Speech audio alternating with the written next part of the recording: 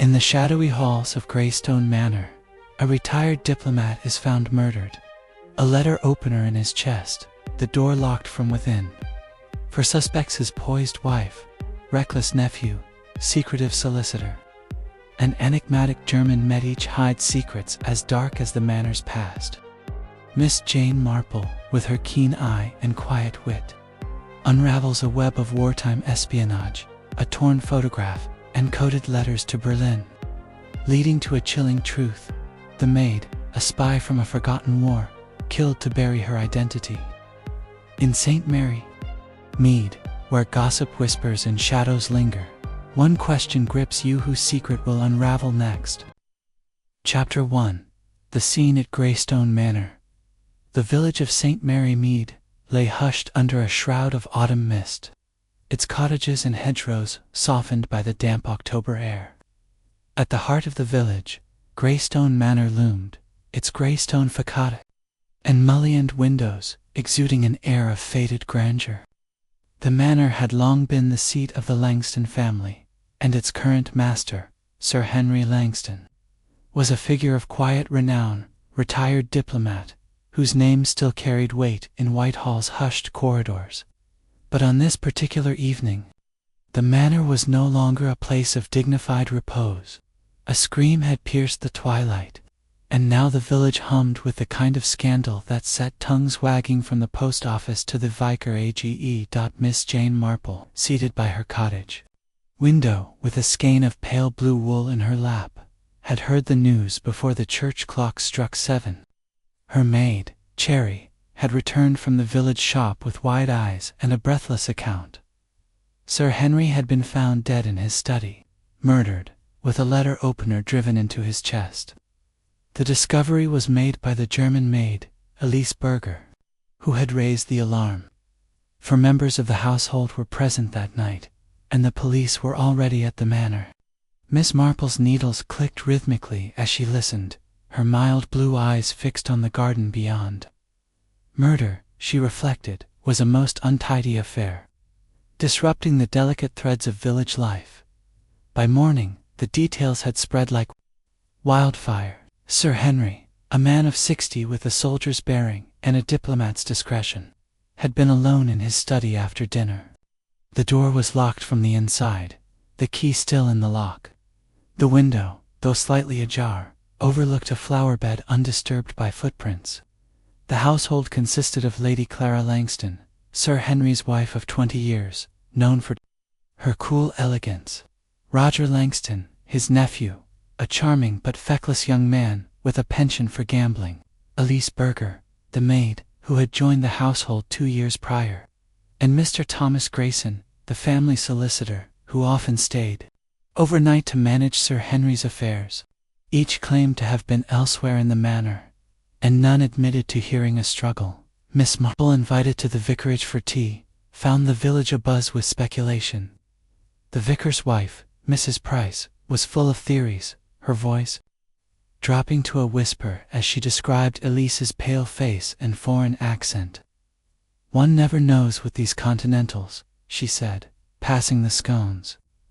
The vicar, a gentle soul, demurred, suggesting grief rather than guilt.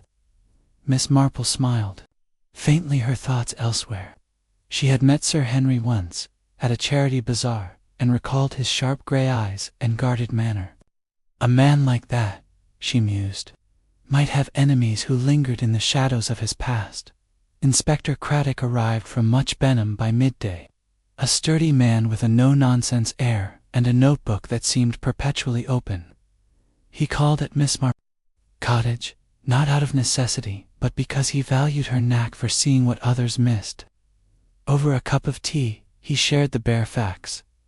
Sir Henry had been writing a letter when he was attacked, the ink still wet on the page. The letter opener, a silver affair, engraved with his initials, was the only weapon, wiped clean of prints. The locked door puzzled Craddock, who disliked mysteries that defied logic. "It's one of the 4, he said, rubbing his chin. "But they're a close-lipped lot." Miss Marple nodded, her expression serene. "People are not always what they seem, Inspector," she said, her voice soft but precise. "A study is a private place, you know. One might lock the door to keep secrets in or out." Craddock raised an eyebrow, accustomed to her cryptic remarks. As he left, Miss Marple returned to her knitting, her mind sifting through the morning's gossip. Lady Clara's distant air, Roger's rumored debts, Elise's solitary habits, Grayson's meticulous reserve, each was a thread in a pattern yet to emerge. That afternoon, Lady Clara sent a note inviting Miss Marple to Greystone Manor, ostensibly for condolence, but with an undercurrent of urgency. Miss Marple, in her neat black hat and sensible coat, walked the half-mile to the manor, noting the villagers' curious glances. The manor's oak doors opened to a hall of polished wood and ancestral portraits, where Elise, her face pale as porcelain, took Miss Marple's coat with a murmured greeting. Lady Clara awaited in the drawing-room, her silk dress impeccable, her eyes betraying a flicker of strain. "You understand people, Miss Marple," she said, pouring tea with a steady hand. "I thought you might advise us." Miss Marple sipped her tea, her gaze wandering to the room's heavy curtains and gilt-framed mirrors. "A dreadful shock," she said gently. "But often the truth lies in small things, a word, a glance, a habit overlooked." Lady Clara's lips tightened, and Miss Marple sensed she was not the only one watching.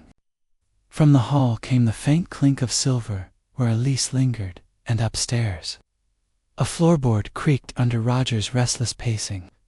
The manor, for all its grandeur, felt like a stage, its players hiding their lines. As she left, Miss Marple paused by the study door, now cordoned off with police tape. The air held a faint scent of ink and cigar smoke, and she pictured Sir Henry at his desk, his pen poised over a letter that might hold the key. Back in her cottage, she sat by the fire, her knitting untouched. Murder, she knew, was never random. It was a knot to be unraveled, and Greystone Manor's secrets would not stay hidden for long. Chapter 2. The household under scrutiny. The drawing-room of Greystone Manor, with its high ceilings and damask curtains, seemed to absorb sound, lending an oppressive hush to the gathering within. The fire in the marble hearth crackled fitfully, casting a warm glow on the faces of the four suspects, who sat in a loose semicircle as though arranged for a grim tableau. Inspector Craddock stood before them, his broad shoulders squared, his notebook open like a ledger of judgment. Miss Jane Marple, invited at Lady Clara's behest, occupied a chintz-covered chair in the corner, her knitting needles moving with a soft, rhythmic click. Her presence, unassuming yet watchful, went almost unnoticed by the others, who were too preoccupied with their own unease. Craddock cleared his throat, his voice steady but tinged with the authority of a man accustomed to answers. "We are here," he began, "to establish the facts of Sir Henry Langston's death. He was found last night, shortly after 8, in his study, stabbed with a letter opener. The door was locked, the key inside. The window was ajar, but the ground outside shows no signs of disturbance. One of you was in this house, and one of you knows more than you've said." His eyes, sharp and unyielding, moved from face to face, searching for a flinch, a flicker of guilt. Lady Clara Langston sat nearest the fire, her posture as composed as a portrait. Her black silk dress, chosen with the precision of mourning, rustled faintly as she adjusted her hands in her lap. Her face, pale and finely lined, betrayed no emotion beyond a faint weariness, as though the proceedings were an inconvenience she bore with grace. Roger Langston, sprawled in an armchair, fiddled with an unlit cigarette, his dark hair falling untidily over his forehead. His restless energy filled the room, his jaw tight with the effort of restraint. Elise Berger, the German maid, perched on a straight-backed chair, her hands folded tightly in her apron. Her pale blue eyes, framed by a severe bun, stared at the carpet, her expression as blank as a closed book. Mr. Thomas Grayson, the solicitor, sat with his legs crossed, his spectacles glinting in the firelight. His fingers, long and meticulous, toyed with a fountain pen, a habit that suggested both precision and nerves. Craddock turned first to Lady Clara. "Lady Langston, you stated you were in your bedroom at the time of the murder, reading. Can you confirm this?" Lady Clara inclined her head, her voice cool and measured. "I was, Inspector. I retired to my room after dinner, around 7. I was reading a novel, Galsworthy, I believe. I heard nothing unusual." Her gaze met Craddock's, without wavering, but Miss Marple noted the slight tightening of her lips, as though the act of speaking required effort. "And you, Mr. Langston?" Craddock pivoted to Roger, who straightened abruptly, the cigarette snapping between his fingers. "Was in the billiard room," Roger said, his tone defiant. "Playing a solo game, working off some steam. Uncle Henry and I had words earlier about money, as usual. He was tight-fisted, you know, always preaching economy." He paused, catching himself, and added quickly, "But I didn't go near the study. I was knocking balls about, until Elise screamed." Craddock's pen scratched against his notebook. "You heard nothing? No footsteps? No voices?" "Nothing," Roger said, his eyes darting to Elise, then away. "The billiard room's at the other end of the house. Thick walls." Miss Marple's needles paused for a fraction of a second. Roger's mention of Elise was curious, delivered with a hint of accusation. She filed the observation away, her gaze shifting to the maid. "Miss Berger," Craddock said, his tone softening slightly, as though mindful of her position.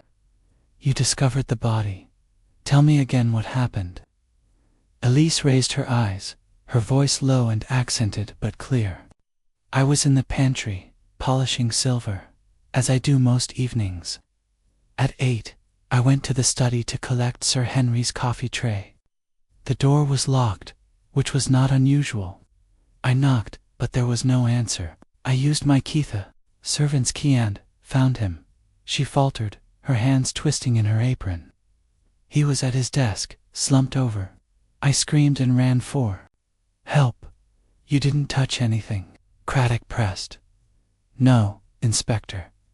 I only opened the door and saw him. I touched nothing." Her voice was firm, but Miss Marple noticed the faint tremor in her fingers. Quickly stilled, Craddock turned to Grayson, who had been watching the exchange with the detached air of an observer. "Mr. Grayson, you were in the library, correct?" Grayson nodded, his voice smooth and precise. "Indeed, I was drafting correspondence for Sir Henry, routine matters concerning the estate. The library is adjacent to the study, but I heard nothing. Sir Henry often worked late, and I respected his privacy." He adjusted his spectacles, a gesture Miss Marple found oddly deliberate. Craddock closed his notebook with a snap. "For people in the house, and not one heard a thing. A man is stabbed, and the house stays silent. Convenient." His skepticism hung in the air, and the suspects shifted uncomfortably, each avoiding the other's eyes. Lady Clara rose, her movement graceful but final. "Inspector, we are all shaken. If there's nothing more, I'd like to rest." Her tone left no room for argument, and Craddock, after a moment's hesitation, nodded. As the group dispersed, Miss Marple remained, her knitting a pretext for lingering. Craddock approached her, his expression a mix of frustration and curiosity. "Well, Miss Marple, what do you make of them? A cool lot, aren't they?" Miss Marple's eyes twinkled behind her spectacles. "Oh, Inspector, they are each playing a part, don't you think? But parts are not always chosen, they're imposed by circumstance. I wonder what lies beneath their masks." She folded her knitting and stood, her small figure belying the sharpness of her mind. Over the next hour, Miss Marple took tea with Lady Clara in the morning room, a delicate space filled with porcelain and faded tapestries. Lady Clara, still composed, spoke of Sir Henry's habits, his love of routine, his insistence on locking the study door. "He was a private man," she said, stirring her tea. Even I rarely disturbed him there. Her voice was steady, but Miss Marple caught a fleeting shadow in her eyes, as though the words concealed more than they revealed. Such a tragedy, Miss Marple murmured, her tone inviting confidence. And yet, life in a great house like this must go on. Your maid, Elise, she seems very capable. Lady Clara Spoon paused. Midster Elise, oh yes. She came to us 2 years ago, recommended by an agency in London. Quiet, efficient. One hardly notices her. The dismissal was too quick, and Miss Marple noted it, her mind turning to the maid's guarded demeanor, leaving the morning room. Miss Marple encountered Roger in the hall, his coat slung over one shoulder as though he meant to bolt. Off to the village, she asked brightly, her smile disarming. Roger hesitated, then shrugged. Need some air. This place is suffocating. His eyes, bloodshot and restless, suggested more than cabin. Fever. Miss Marple recalled the village gossip, Roger's debts, his late nights at the Red Lion. You must be dreadfully upset, she said gently. Sir Henry was your family, after all. He was a tyrant, Roger snapped, then softened. Sorry. Miss Marple, it's just, he didn't understand me. Thought I was a waste. He turned away, but not before Miss Marple saw the flush of anger on his face. In the kitchen, Miss Marple found Elise preparing a tray, her movements precise but mechanical. Such a sad time, Miss Marple said, peering at the gleaming silver. You must feel it keenly, being part of the household. Elise's hand stilled, her eyes meeting Miss Marple's for a moment. I do my work, ma'am, she said softly. It is all I can do. Her accent was more pronounced under strain, and Miss Marple wondered what lay behind her careful reserve. Later, Miss Marple joined Craddock in the garden, where he was examining the study window's exterior. The flower bed, a riot of late chrysanthemums, showed no signs of tampering. No one came through here, Craddock muttered. It's an inside job, mark my words. Miss Marple nodded, her gaze drifting to the manor's upper windows. Inside, yes, she said. But inside a house is not just walls and rooms, Inspector. It's hearts and minds, secrets and fears. We must look deeper. Craddock grunted, half amused. You and your riddles, Miss Marple. But I'll wager you've already got a theory. Not a theory, she said, her voice mild. Merely observations. For instance, Lady Clara's calm is a shield, but shields are heavy. Roger's anger is real, but is it deep enough for murder? Elise, silence speaks louder than her words, and Mr. Grayson, well, he sees more than he says, doesn't he? Craddock stared at her, then shook his head. You're a marvel, Miss Marple, but I need evidence, not hunches. Evidence will come, she said, adjusting her shawl. It always does, if one watches the right corners. As they parted, Miss Marple lingered by the manor's gate, her eyes tracing the ivy that clung to its walls. Greystone Manor was a house of secrets, and its inhabitants were bound by threads she could not yet see. Lady Clara's poise, Roger's defiance, Elise's reticence, Grayson's caution, each was a piece of a puzzle, and Miss Marple knew that puzzles, like her knitting, required patience. She turned toward the village, her step light but purposeful. The truth, she felt, was already stirring, waiting for her to coax it into the light. Chapter 3. The study's silent clues. The morning after the grim gathering in Greystone Manor's drawing room, a thin fog clung to St. Mary Mead, softening the outlines of its cottages and lending an air of secrecy to the village. Miss Jane Marple, wrapped in a woolen shawl, walked the short distance to the manor at Inspector Craddock's request. He had telephoned her cottage at breakfast, his voice brisk but laced with the frustration of a man grappling with a locked-room puzzle. The study's our best chance for answers, he'd said. I'd value your eyes on it, Miss Marple. She had agreed at once, her curiosity piqued by the tantalizing details of Sir Henry Langston's death. Greystone Manor's heavy oak doors opened to a hall where the air carried the faint scent of beeswax and old wood. Elise Berger, her face as pale as the linen apron she wore, took Miss Marple's coat with a murmured greeting, her movements precise but mechanical. Miss Marple noted the maid's red-rimmed eyes, a detail that suggested sleeplessness rather than grief. "A trying time for you, my dear," Miss Marple said gently, but Elise only nodded. Her lips pressed into a thin line as she retreated to the servants' quarters. Craddock met Miss Marple in the hall, his notebook tucked under one arm. "The study's untouched since last night," he said, leading her down a corridor lined with door portraits. "The local constable's been guarding it. I've had the place dusted for prints, but the letter opener's clean as a whistle. Whoever did this knew what they were about." His tone was matter of fact, but Miss Marple detected a trace of unease, as though the study's silence mocked his efforts.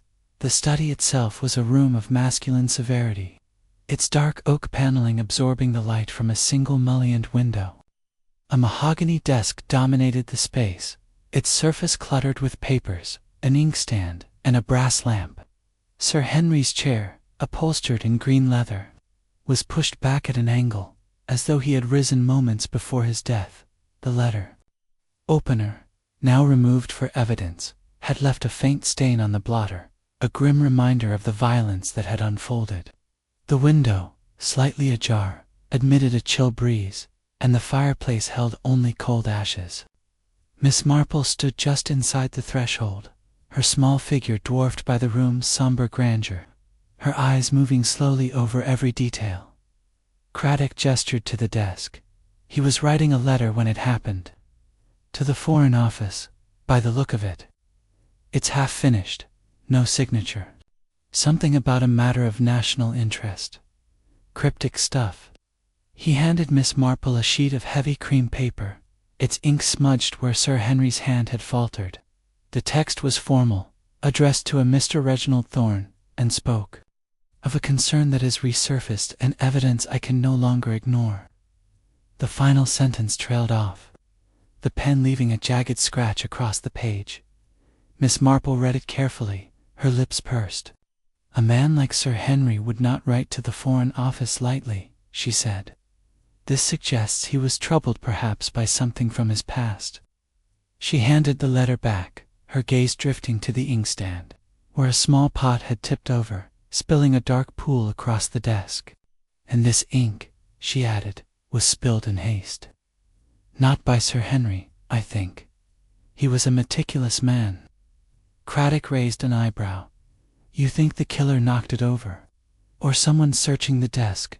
Miss Marple said mildly. "A spilled ink pot is a small thing, but small things tell stories." She stepped closer, her eyes catching on a scrap of paper tucked beneath the blotter. It was the corner of a photograph, its edge torn jaggedly, as though ripped in anger. She pointed it out to Craddock, who extracted it with a pair of tweezers. The fragment showed part of a young woman's face, dark hair, a high cheekbone, a hint of a smile. The rest was gone, leaving only questions. "Could be anyone," Craddock muttered, but his tone suggested he knew its significance. "I'll have it sent to the lab, see if we can match it." Miss Marple nodded, her mind turning to the torn edge. "A photograph is a personal thing," she said. "To destroy it is an act of emotion, anger, fear, perhaps guilt. I wonder who this woman was to Sir Henry." She glanced at the desk's drawers, which Craddock had already searched. "Did you find anything else of note?" "A few letters, mostly business," Craddock said.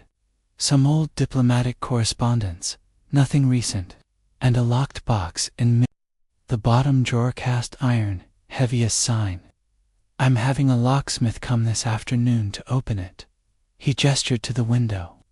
"That's another puzzle. It's unlatched, but the flower bed outside is pristine. No footprints, no ladder marks. If someone came through, they were a ghost." Miss Marple crossed to the window, her sensible shoes silent on the Obusan rug. The flower bed below was indeed untouched, its late roses drooping under the fog's weight.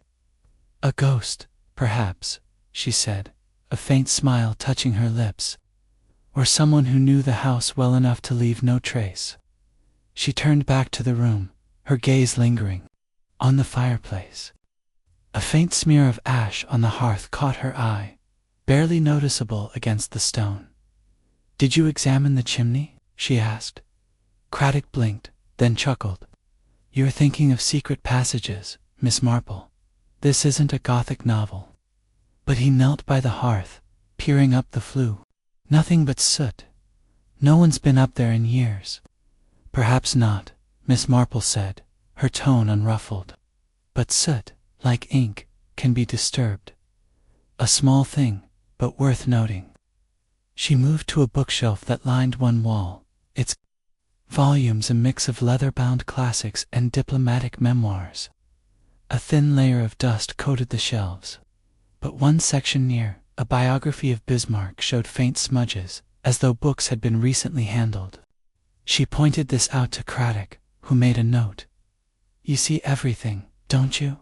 he said, half admiring, half exasperated. "What's a dusty shelf got to do with murder?" "Everything in a room like this matters," Miss Marple said. "A study is a man's sanctuary, Inspector. What he keeps here, what he hides, what he destroys, all of it speaks." She paused, her eyes returning to the torn photograph. "I think Sir Henry was afraid of something or someone. That letter, that photograph, they were not casual." Craddock rubbed his chin, his skepticism softening. "You're saying he knew his killer?" "I'm saying he knew something," Miss Marple corrected. "And knowledge, in a man like Sir Henry, could be dangerous." She stepped back, letting Craddock continue his work, but her mind was already weaving threads. The letter to the Foreign Office suggested a secret rooted in Sir Henry's diplomatic past, perhaps tied to his wartime work against espionage. The photograph hinted at a personal connection, one strong enough to provoke destruction. And the spilled ink, the smudged shelf, the ash on the hearth, these were signs of disturbance, of someone searching for what Sir Henry had hidden. As Craddock photographed the desk, Miss Marple slipped into the corridor, her curiosity drawing her too. The pantry where Elise had been the night of the murder. The room was small and orderly, its shelves lined with silver trays and candlesticks. A polishing cloth lay folded on a table, beside a tin of polish and a pair of white gloves. Miss Marple touched the cloth, noting its faint dampness. "Still fresh," she murmured, her mind turning to Elise's claim of polishing silver at 8 o'clock. The task seemed plausible, yet something about Elise's demeanor, her trembling hands, her guarded eyes suggested more than a servant's. Shock, returning to the hall. Miss Marple encountered Lady Clara, who was descending the staircase, her black dress a stark contrast to the manor's muted tones. "Miss Marple," she said, her voice smooth but tinged with strain, "I trust you're assisting the inspector." "Oh, merely observing," Miss Marple said, her smile disarming. "A study is such a revealing place, don't you think? All those papers, those private thoughts." She watched Lady Clara closely, noting the slight stiffening of her posture. "Henry was always buried in his work," Lady Clara said, her fingers brushing a pearl brooch at her throat. "I rarely went in there." She hesitated, then added, "I hope you'll join us for luncheon. It's a small thing, but it keeps us anchored." Miss Marple accepted with a nod, her mind lingering on Lady Clara's choice of words. Anchored, she thought, as though the manor were a ship adrift. At luncheon, served in the dining room's somber splendor, Miss Marple observed the household's dynamics. Lady Clara presided with impeccable calm, though her conversation was limited to platitudes about the weather. Roger, slouched in his chair, picked at his food, his eyes darting to the door, as though expecting an interruption. Grayson, precise as ever, spoke of estate matters, his voice a monotone that masked any deeper thoughts. Elise served silently, her presence almost ghostly, her hands steady but her face pale, Miss Marple, nibbling a slice of cold ham, steered the conversation to Sir Henry's habits. "He must have been a man of great discipline," she said, addressing Grayson. "All those years in diplomacy, such secrets he must have kept." Grayson's fork paused mid-air. "He was discreet," he said carefully, "a necessity in his profession. He rarely spoke of his work, even to me." His spectacles glinted, and Miss Marple noted the faint flush on his cheeks. "Discretion is a virtue," Miss Marple said, her tone light. "Those secrets can weigh heavily, can't they?" She glanced at Elise, who was refilling a water jug, and saw the maid's shoulders tense. Roger, catching the exchange, snorted softly, but said nothing.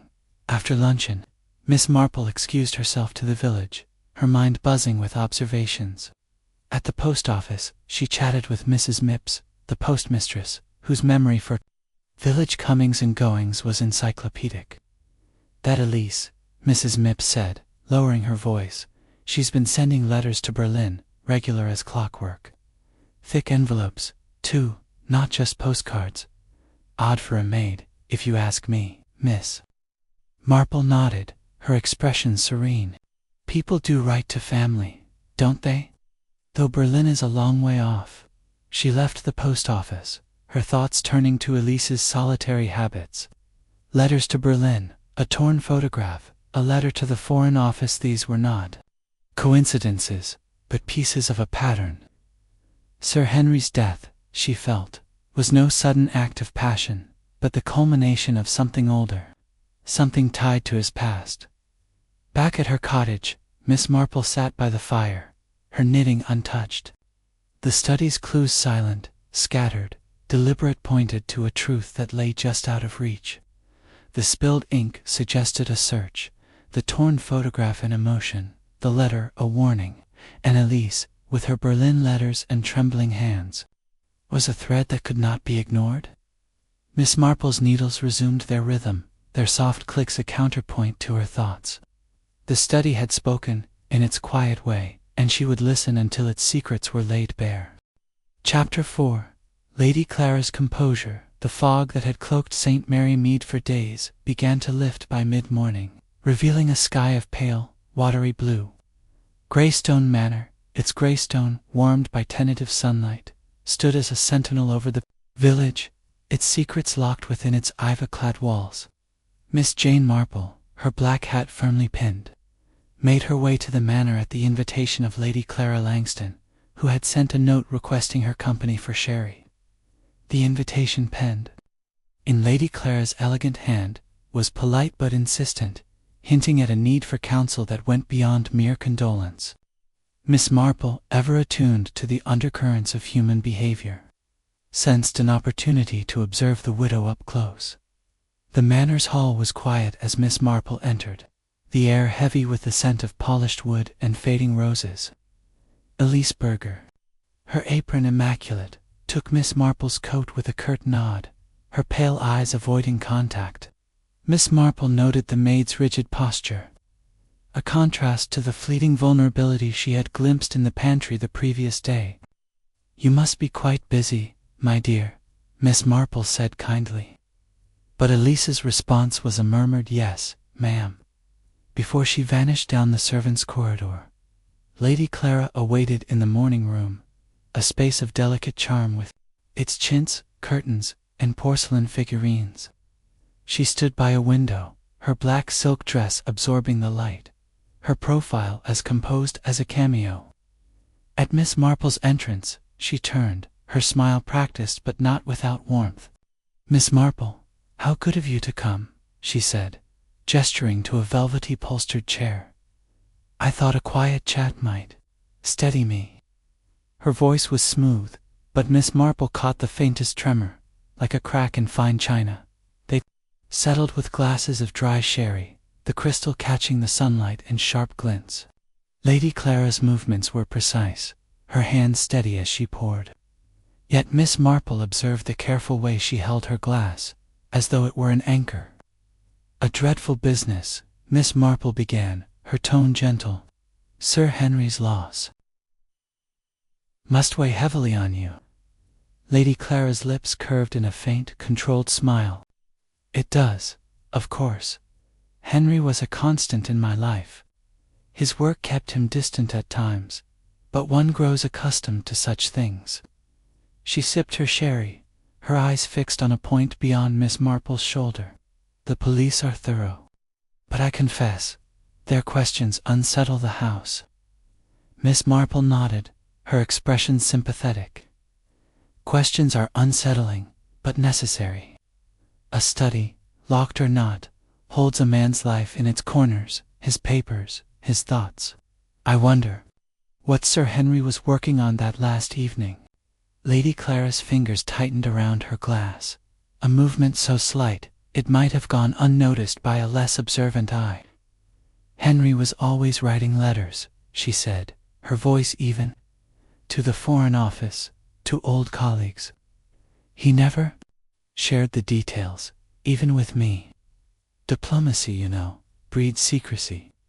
She set her glass down, her hand lingering on the table, as though to steady herself. Miss Marple sipped her sherry, the dry bite sharpening her thoughts. Secrecy, yes, she said. And yet, a letter to the Foreign Office suggests something pressing. Perhaps a matter from his wartime days. He was involved in counter-espionage, I believe. Lady Clara's gaze sharpened, though her face remained serene. You've been talking to the vicar, I suppose, she said, a hint of amusement in her tone. Henry did work against German agents during the war. Yes, it was long ago, but he took pride in it. I doubt it has any bearing now. Her dismissal was smooth, but Miss Marple noted the way her eyes flickered to the door, as though expecting an interruption. Shifting the conversation, Miss Marple touched on the household. You manage so well, Lady Clara, with such a small staff. Your maid, Alicia, seems most efficient. How did you come to hire her? Lady Clara's expression softened, though her fingers brushed her pearl brooch, a gesture Miss Marple recognized. As a tell, Elise was recommended by a London agency 2 years ago, she said. Her references were impeccable, and she's proved herself indispensable. Quiet, unobtrusive, exactly what one wants in a maid. Her words were measured, but Miss Marple sensed a hesitation, as though Elise's presence were a subject she preferred to avoid. And yet, Miss Marple said, her voice mild, a maid sees so much, doesn't she? The small things, the torn photograph, perhaps, that the inspector found. I wonder who it was of. Lady Clara's hand froze, her glass halfway to her lips. For a moment, her composure wavered, her eyes narrowing, as though gauging Miss Marple's intent. A photograph, she said, recovering swiftly. I'm sure it was nothing important. Henry kept old memento souvenirs from his travels. They cluttered his desk. She smiled, but the gesture was brittle, and Miss Marple felt a thread of tension tighten between them. The conversation turned to lighter matters, the village fete, the Manor's gardens, but Miss Marple's mind was elsewhere.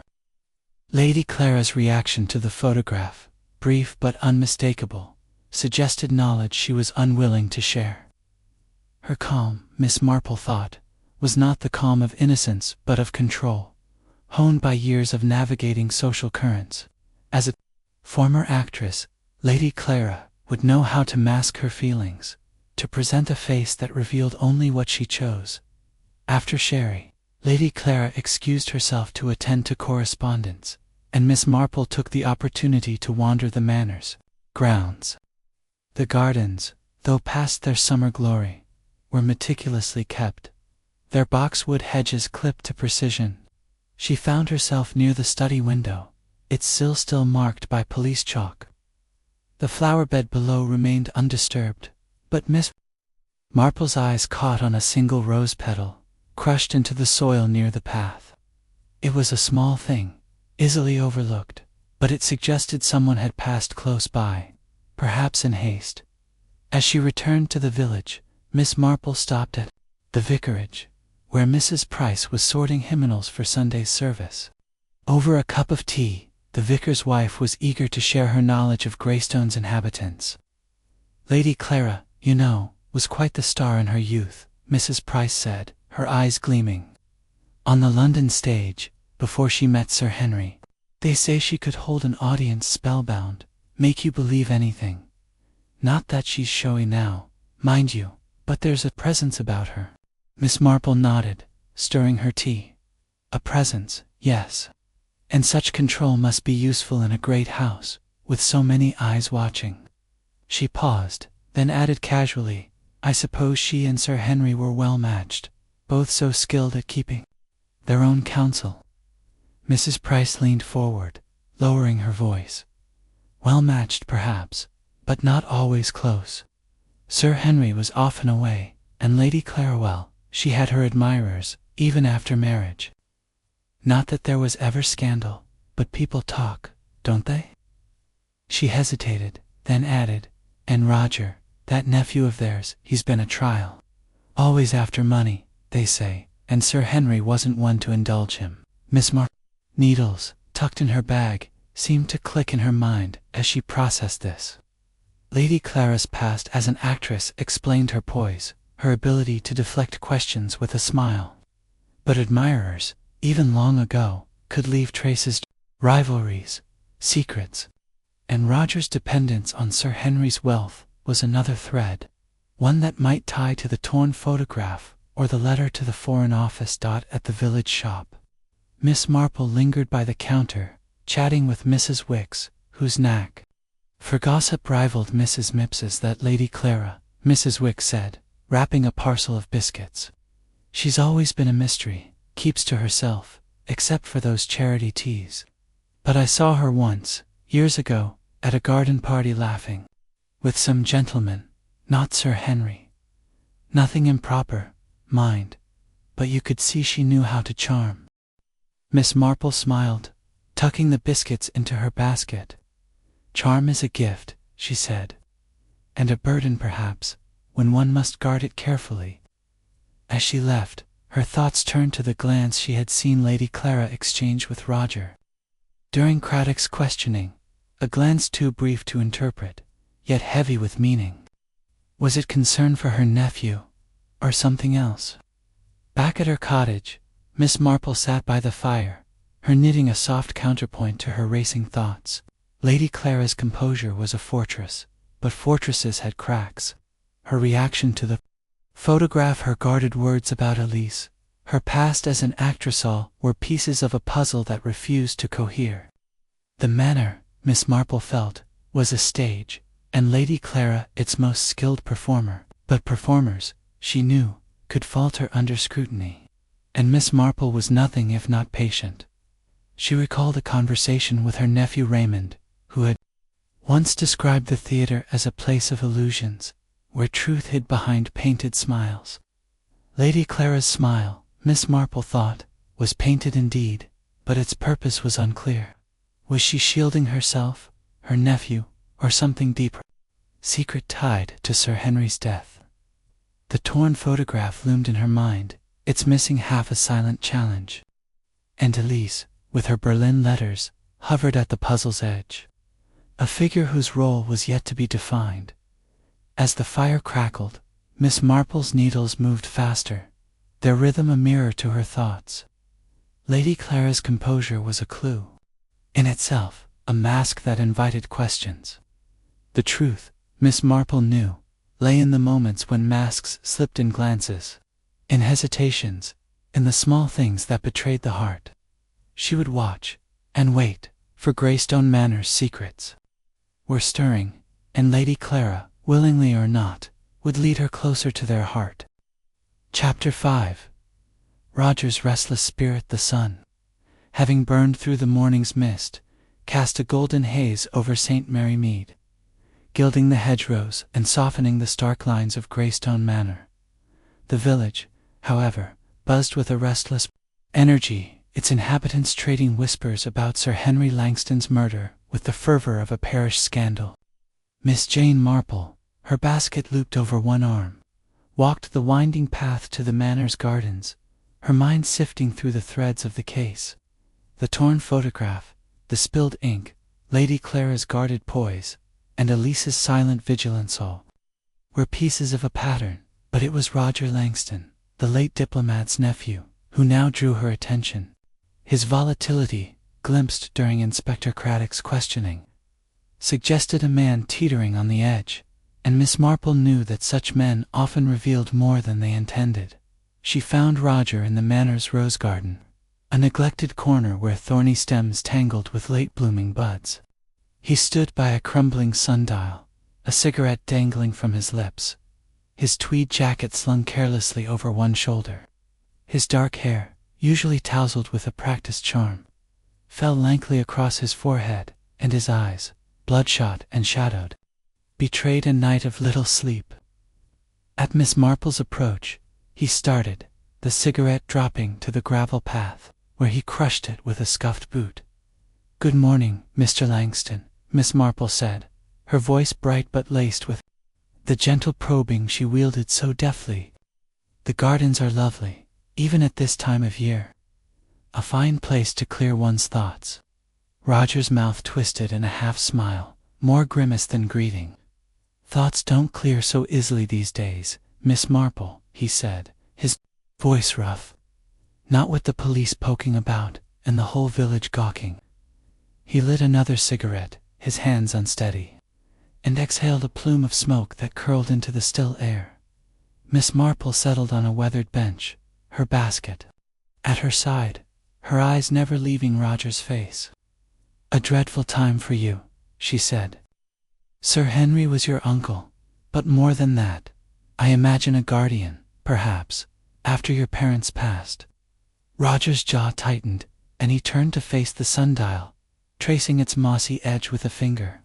"Guardian, tyrant call it, what you like. He took me in when I was a boy, but it came with strings. Always preaching duty, thrift, respectability." His voice dripped with bitterness, and he flicked ash onto the gravel.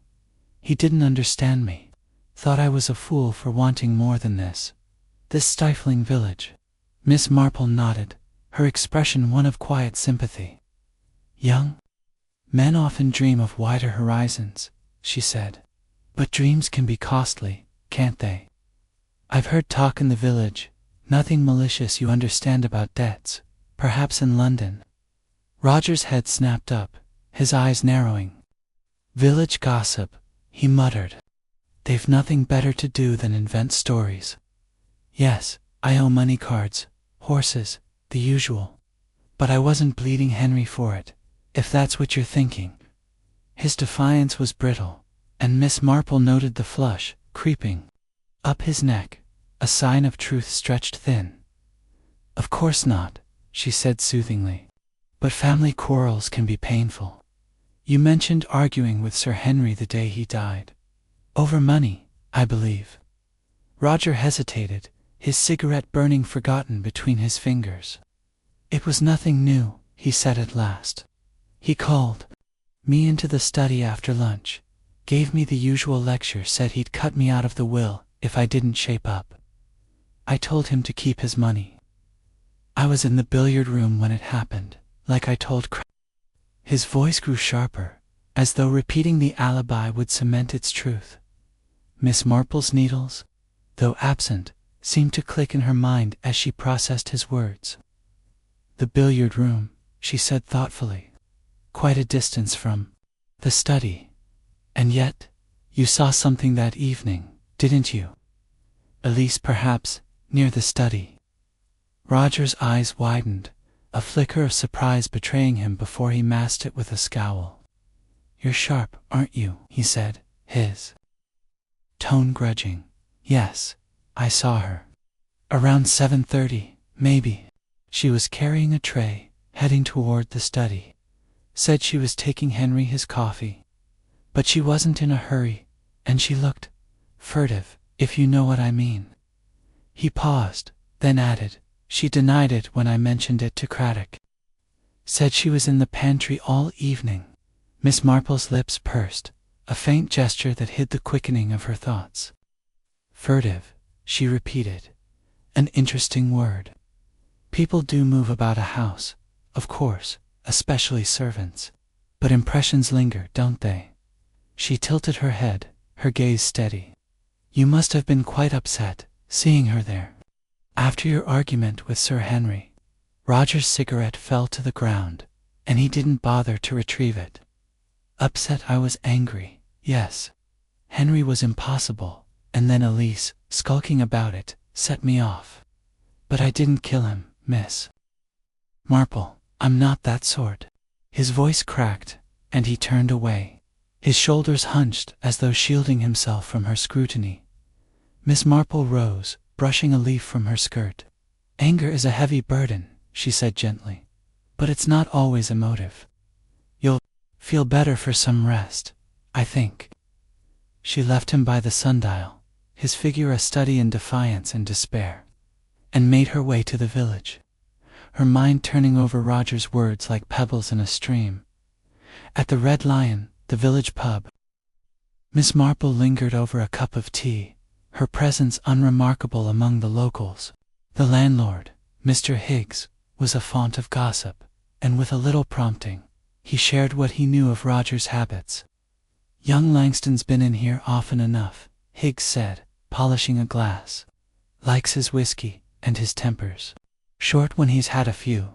Owes a bit to some rough types in London bookies, I reckon. Heard him muttering about his uncle last week, saying he'd show him one day. Miss Marple sipped her tea, her expression serene.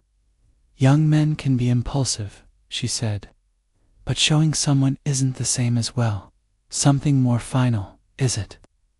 Higgs shrugged, his eyes shrewd. Maybe not, but he was in a state. The night Sir Henry died, came in late, after the police showed up, looking like he'd seen a ghost. Ordered a double and barely spoke. Miss Marple thanked him and left, her thoughts weaving a tighter pattern. Roger's anger was genuine, fueled by years of resentment and the sting of Sir Henry's disapproval. His debts, confirmed by Higgs' added pressure, but Miss Marple doubted they were motive enough for murder.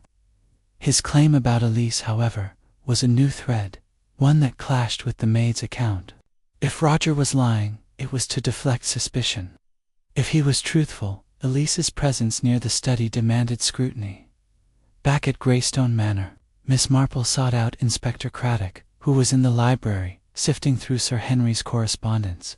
The room, lined with leather-bound volumes, smelled of dust and old paper, and Craddock's frustration was palpable. Nothing but routine letters, he said, tossing a stack aside. No threats, no enemies.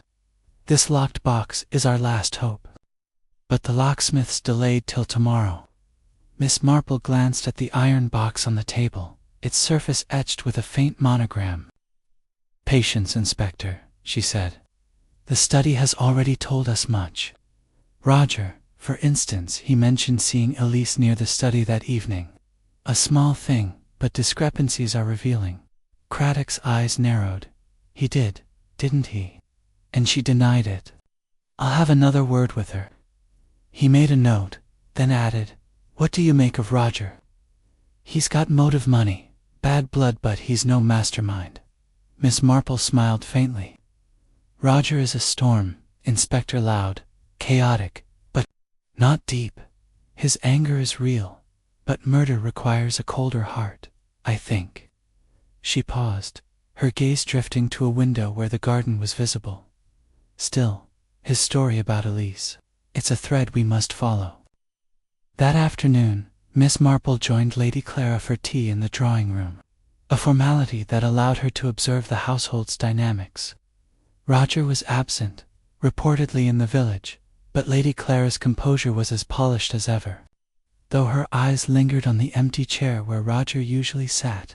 He's taken this so hard, she said, pouring tea with a steady hand. Henry was strict with him, but it was for his own good. Miss Marple accepted a cup, her expression one of quiet concern. Young men need guidance, she said. But Roger seemed spirited. I saw him in the garden this morning, quite unsettled. Lady Clara's spoon clinked against her saucer, a rare lapse in her control. He's always been restless, she said. Henry hoped to curb it, but Roger's too much like his father, impulsive, headstrong. Her voice softened, and Miss Marple wondered if the affection was for Roger, or a memory of his father. As tea ended, Miss Marple lingered in the hall, where she glimpsed Elise polishing a silver candelabra. The maid's movements were methodical, but her eyes flicked to Miss Marple, a silent acknowledgement of her presence. Miss Marple smiled, undeterred. "Such fine silver," she said. "You were polishing it the night Sir Henry died, I believe." Elise's hands stilled, her face impassive. "Yes, ma'am. In the pantry, as I told the inspector." Her voice was flat, but Miss Marple noted the slight tightening of her jaw. "Of course," Miss Marple said, her tone disarming. "Though Roger thought he saw you near the study. Memories can be so tricky, can't they?" She left the question hanging, and Elise resumed her work. Her silence a wall Miss Marple could not yet breach. At her cottage that evening, Miss Marple sat by the fire, her knitting a soft rhythm against her thoughts. Roger's restless spirit was a vivid thread in the tapestry of Greystone's secrets. His anger, his debts, his sighting of Ilisol pointed to a man caught in a web of his own making. But murder, Miss Marple felt, required a precision Roger lacked. His accusation against Elise, however, was a spark that could illuminate darker corners. Was he deflecting, or had he stumbled on a truth? The torn photograph, the letter to the Foreign Office, and Elise's Berlin letters hovered in her mind, each a clue to a truth that was beginning to take shape. Miss Marple's needles paused, her eyes fixed on the fire's glow. Roger was no killer, she thought, but he was a witness, willingly or not, to something he did not fully understand. The Manor secrets were tightening, and Miss Marple knew that patience, like the slow unraveling of a knot, would lead her to the heart of the matter. Chapter 6. The solicitor's secrets. The late afternoon sun cast long shadows across St. Mary Mead, its golden light filtering through the elms that lined the village green. Greystone Manor, perched on its gentle rise, seemed to absorb the warmth. Its stone facade softened by the glow, yet its secrets remained as impenetrable as ever. Miss Jane Marple, her black handbag clutched in one hand, made her way to the vicarage, where she had been invited to dine with the vicar, his wife, and Mr. Thomas Grayson, the Langston family solicitor. The invitation, extended by Mrs. Price, with her usual enthusiasm, was a chance to observe Grayson away from the Manor's stifling atmosphere, and Miss Marple, ever alert to the nuances of human behavior, accepted with her customary grace. The vicarage dining room was a cozy contrast to Greystone's grandeur, its walls adorned with faded watercolors and a single silver candelabra casting a warm flicker over the table.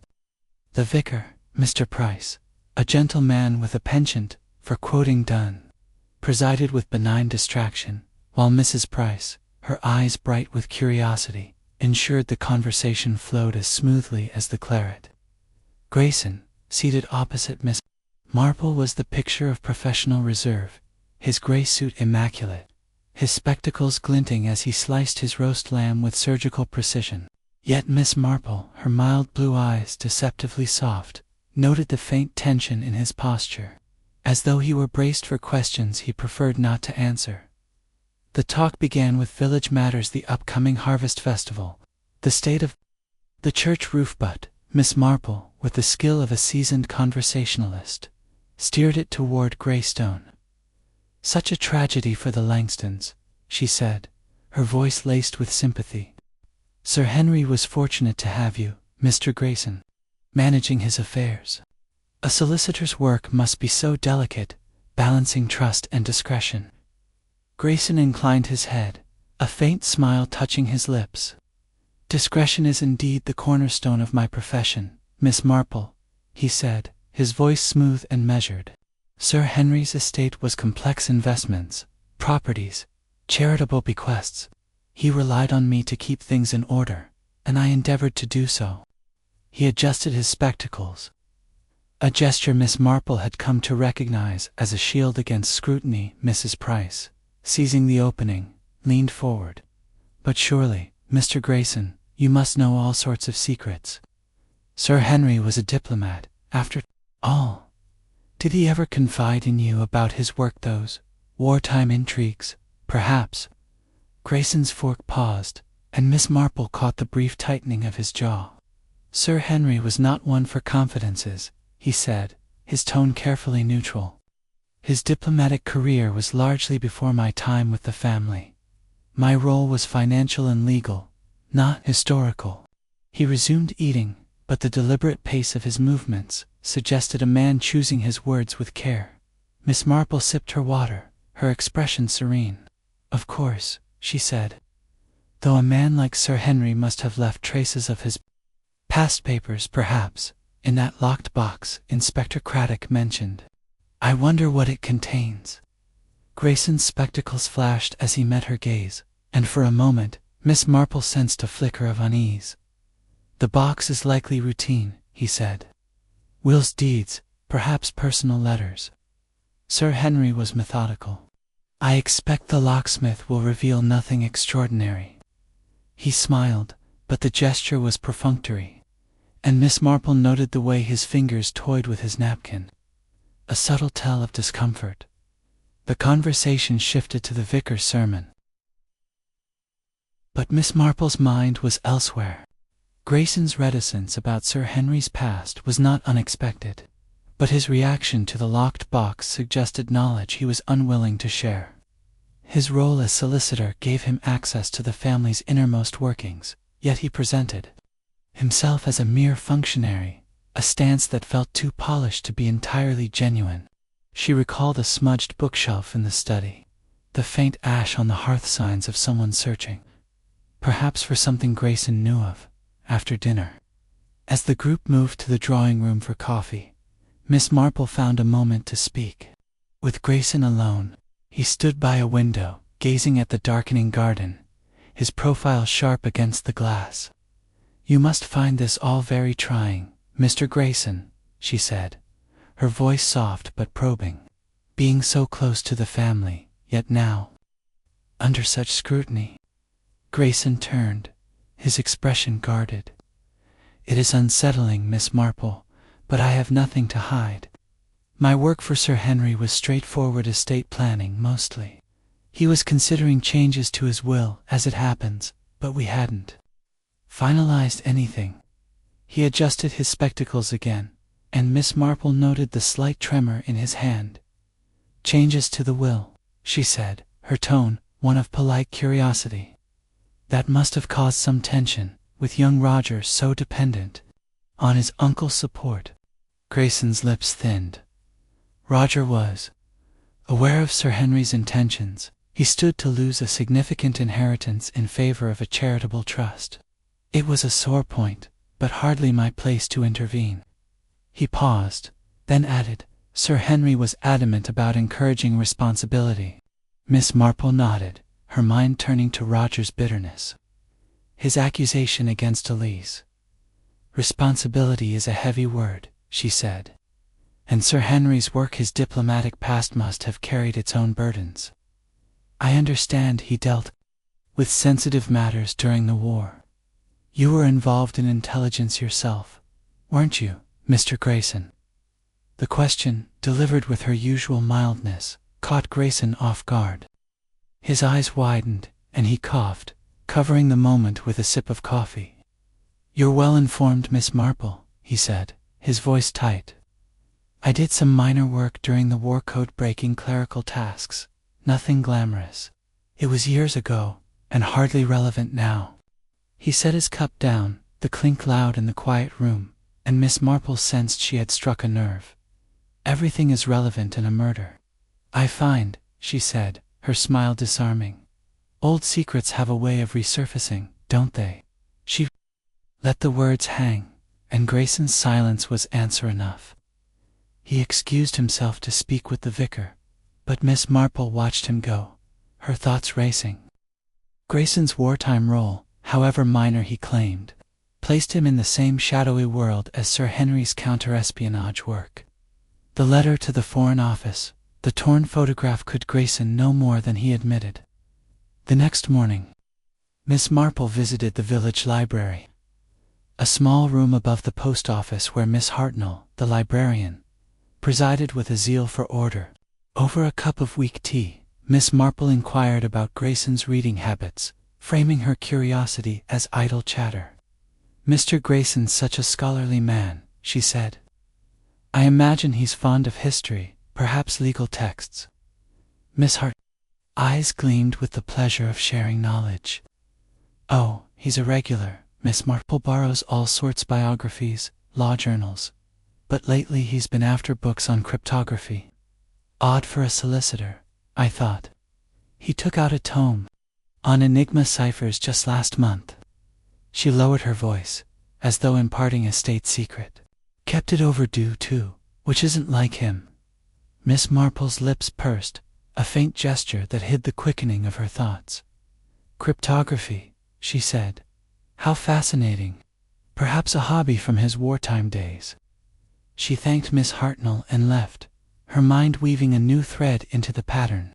Grayson's interest in ciphers, combined with his evasive response about his intelligence work, suggested a connection to Sir Henry's past, a past that might involve coded messages, hidden in that locked box or elsewhere in the study. At the village shop, Miss Marple lingered by the counter, where Mrs. Wicks was sorting a delivery of tinned peaches. The shopkeeper, ever eager for gossip, needed little prompting to share her observations. "That Mr. Grayson," she said, "he's a quiet one, but sharp. Comes in for his tobacco and never chats, not like some. I saw him last week, posting a letter express. It was to London. Looked worried, if you ask me." Miss Marple smiled, selecting a packet of biscuits. "A solicitor's life must be full of worries," she said. "All those papers, all those secrets." She left the shop, her thoughts turning to Grayson's express letter. To whom had he written, and why the urgency? The timing, so close to Sir Henry's death, was a coincidence she could not dismiss. That afternoon, Miss Marple returned to Greystone Manor, where Inspector Craddock was overseeing the locksmith's work on the study's iron box. The library, where they gathered, was a haven of leather and dust, its shelves heavy with Sir Henry's intellectual legacy. Craddock, his tie slightly askew, greeted her with a wry smile. "You're just in time, Miss Marple. The box is about to give up its secrets. Let's hope they're worth the trouble." The locksmith, a wiry man from Much Benham, coaxed the lock open with a satisfying click.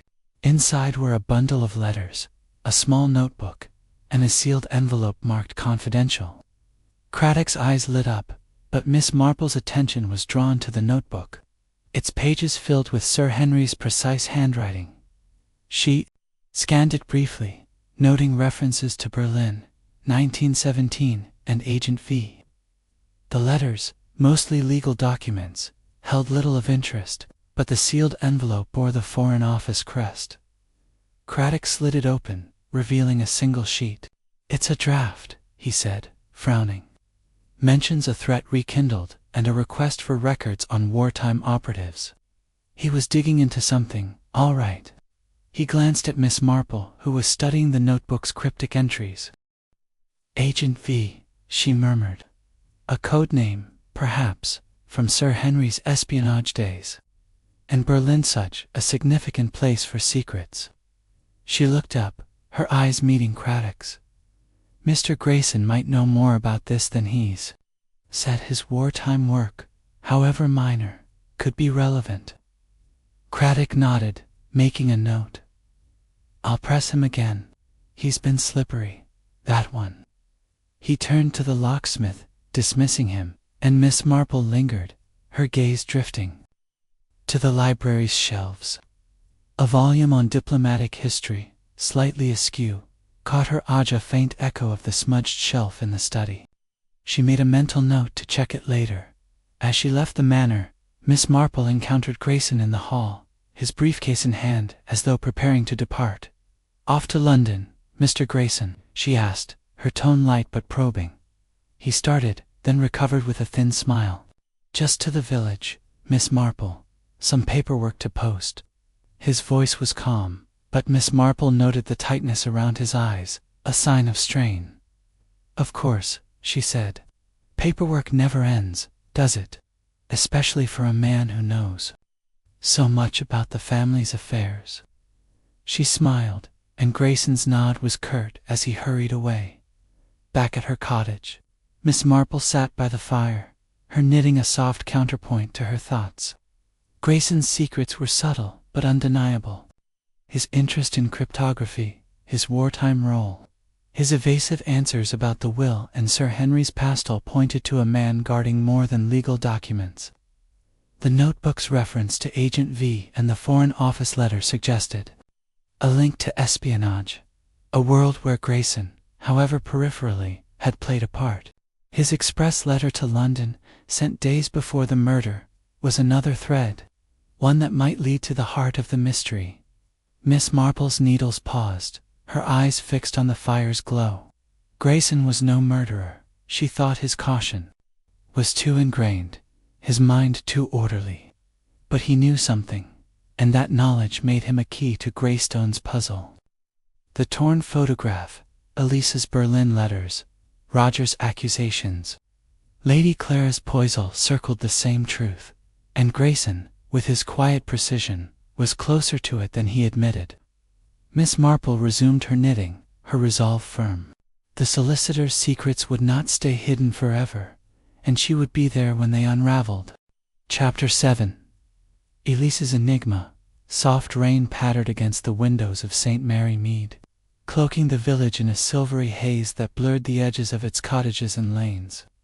Greystone Manor, its grey stone darkened by the damp, stood resolute, its secrets guarded by walls that had witnessed decades of whispers and betrayals. Miss Jane Marple, her umbrella bobbing as she navigated the slick path to the manor, felt a familiar stirring of anticipation.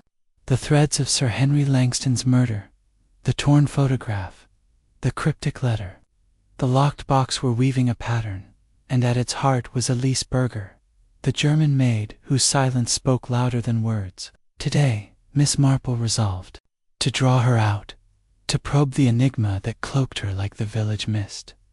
The manor's hall was dim, its chandeliers unlit, and the air carried a chill that seeped through Miss Marple's woolen coat.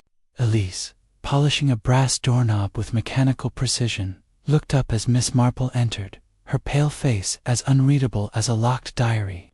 Her blue eyes, framed by a severe bun, met Miss Marple's for a fleeting moment before dropping back to her task. "Good morning, ma'am," she said, her voice low and accented, her hands never pausing. "Good morning, my dear," Miss Marple replied, her tone warm but laced with the gentle insistence she wielded so well. "Such dreary weather, isn't it? I thought I might sit in the kitchen for a bit, if it's no trouble. These old bones do feel the damp." She smiled, and Elise, after a moment's hesitation, nodded, leading her to the manor's cavernous kitchen. The kitchen was a haven of warmth, its range radiating heat and the scent of baking bread. Copper pots gleamed on their hooks, and a scrubbed oak table bore a tray of freshly polished silver. Elise resumed her work at the sink, washing crystal glasses with care, while Miss Marple settled on a stool, her handbag at her side. "You keep things so tidy," Miss Marple said, her eyes roaming the room. "It must be a comfort, having such order in a house turned upside down by tragedy." Elise's hands stilled, a glass half-soap merged in the soapy water. "I do my work, ma'am," she said softly. "It is what I know." Her voice was steady, but Miss Marple noted the faint tremor in her fingers, quickly concealed as she resumed washing. "Of course," Miss Marple said, her tone inviting confidence. "Work is a great solace. You must have learned such discipline. In Bavaria, I think you said. A lovely place, though I've never been." She tilted her head, her expression one of kindly curiosity. Elise's lips parted, then closed, as though weighing her response. "Yes, Bavaria," she said at last. "A small village, very quiet. I came to England for better work." Her words were clipped, and Miss Marple sensed a door closing, but she pressed gently, like a needle threading through fabric. "Such a journey," she said, "and to end up in a grand house like this, with all its comings and goings. You must see so much being in the background.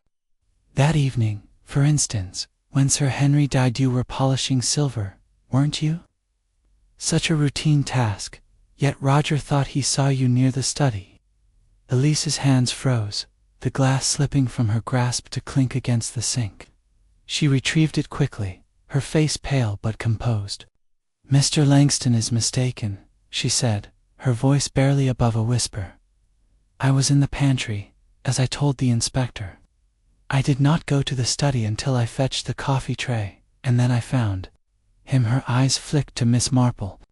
A flash of something, fear, perhaps, or defiance. Before she looked away, Miss Marple nodded, her expression serene. "Memories can be so unreliable," she said, "especially in a house as large as this, with so many corridors. But you're very precise, Elise. I imagine you notice everything, the way Sir Henry locked his study, perhaps, or the papers on his desk." She paused, watching the maid's reaction. Elise's jaw tightened, and she set the glass on a cloth to dry, her movements deliberate. "I clean, ma'am," she said. "I do not look at papers. Sir Henry's study was his own." Her words were firm, but Miss Marple caught the slight quiver in her voice, a crack in her carefully constructed facade. Before Miss Marple could probe further, the kitchen door swung open, and Lady Clara entered, her black dress rustling softly. "Miss Marple, I didn't know you were here," she said, her smile polite but strained. "I was just checking on tomorrow's menu." Her eyes flicked to Elise, a silent command, and the maid murmured an excuse. Slipping out to the pantry, Miss Marple rose, smoothing her skirt. "I was keeping Elise company," she said. "She's such a capable girl. You're fortunate to have her."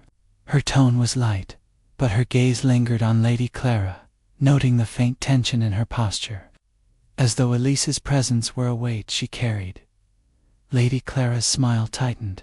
"Yes, Elise is a treasure," she said. "Now, would you care for tea in the drawing room? The inspector's due shortly, and I'm sure he'd value your thoughts." Her invitation was gracious, but Miss Marple sensed it was a deflection, a way to steer her away from the kitchen and its quiet revelations. In the drawing room, Miss Marple settled with a cup of Earl Grey, her mind turning over her exchange with Elise. The maid's reticence was not mere shyness, but a deliberate guard, erected to protect something or someone. Her denial of Roger's claim, her trembling hands, her sparse words about betrayal pointed to a woman hiding more than her duties required.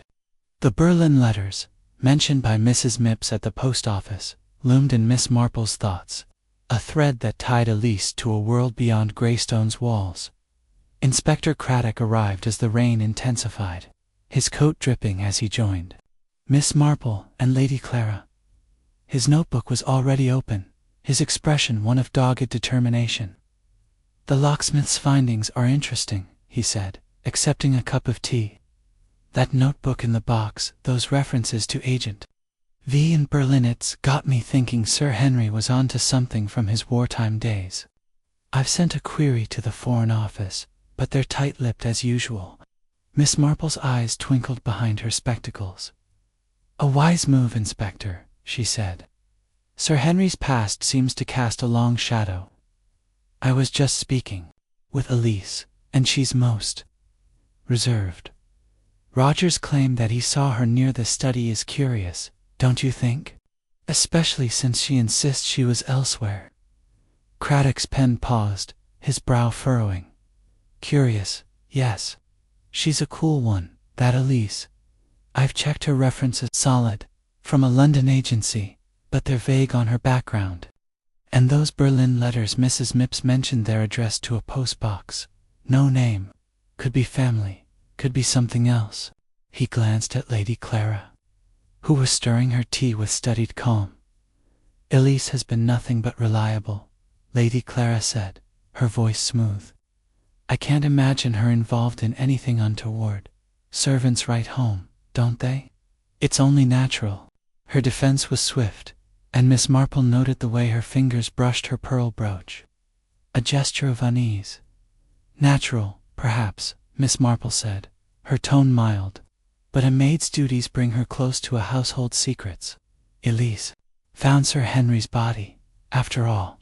That moment must have been a shock, yet she's so composed. She paused, letting the observation settle, and Craddock made a note, his expression thoughtful.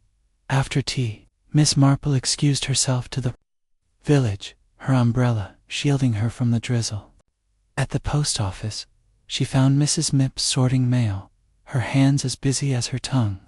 Those letters of Elise's, Miss Marple said, selecting a packet of notepaper. You mentioned they're frequent. Do they always go to the same address? Mrs.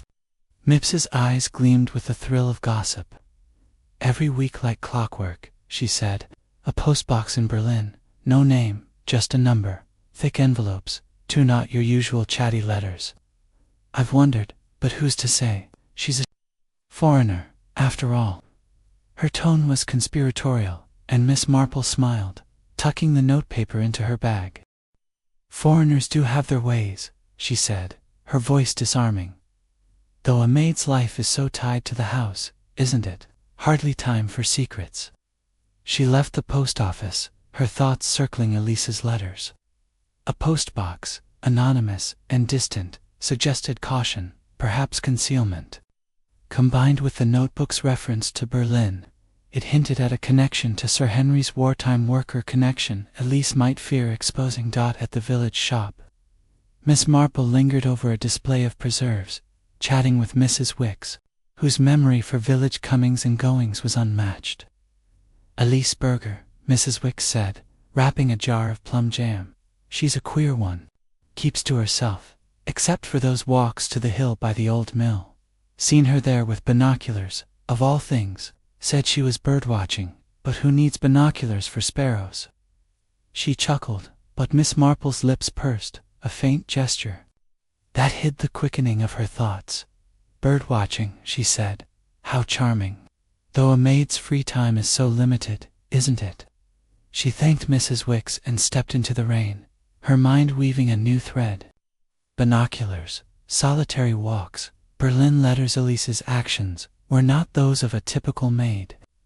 The hill by the mill overlooked the village's telegraph lines, a detail Miss Marple recalled from a conversation with the local gardener, a former soldier who had noted Elise's odd questions about the line's maintenance.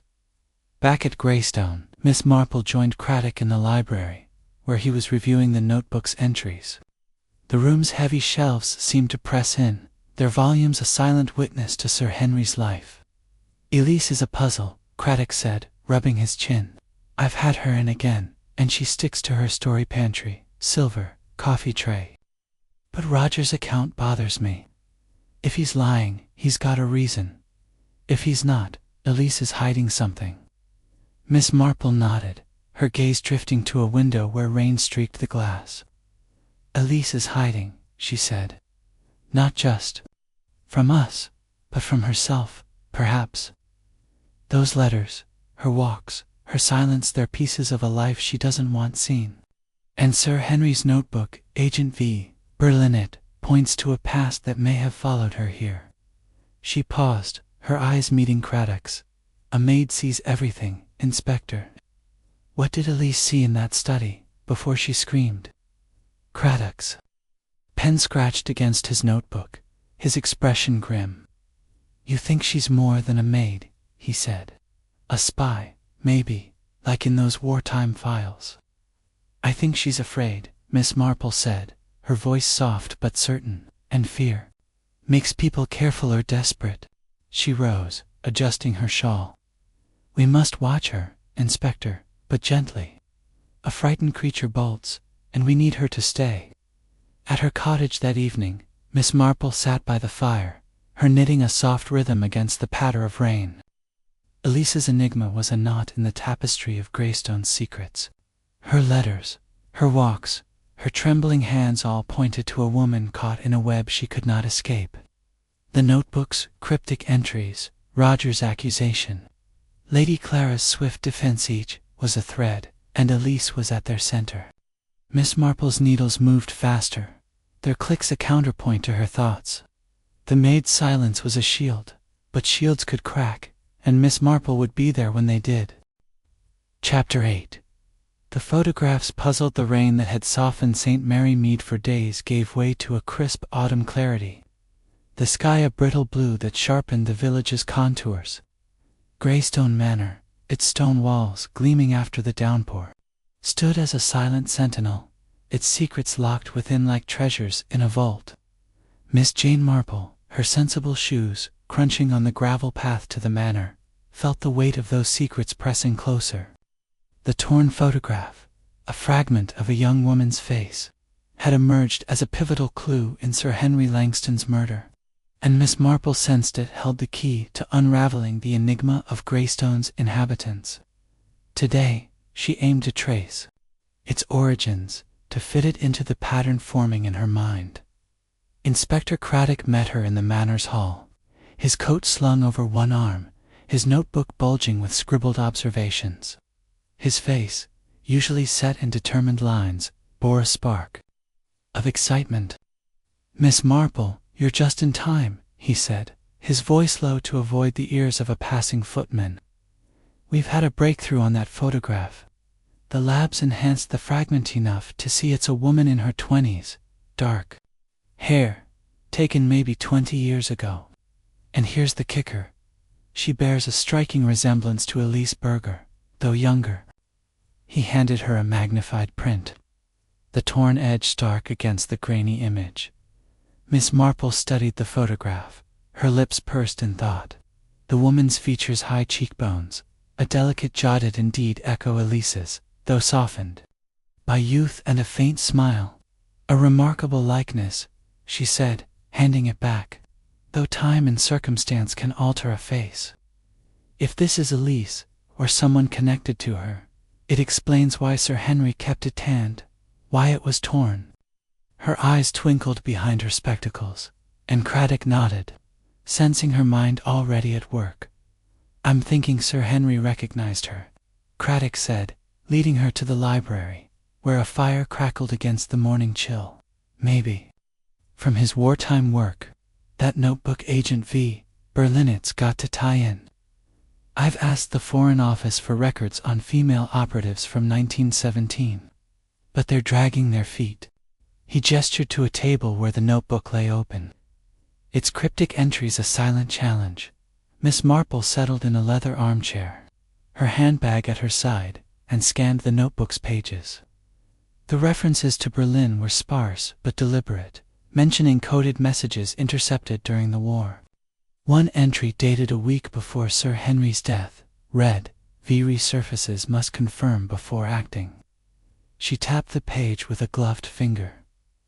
"Sir Henry was cautious," she said. "He suspected something or someone but needed proof. This photograph was part of that proof, I think, and its destruction was no accident." Craddock rubbed his chin, his skepticism tempered by respect. "You're saying the killer tore it to hide the connection, but why leave the fragment?" "Panic, perhaps," Miss Marple said, her voice mild. "Or interruption. A study is a private place, but not inviolable. Someone entered, searched, and acted in haste." She paused, her gaze drifting to the library shelves, where a volume on espionage history caught her eye, its spine slightly askew. "I'd like to see the manor's attic, Inspector.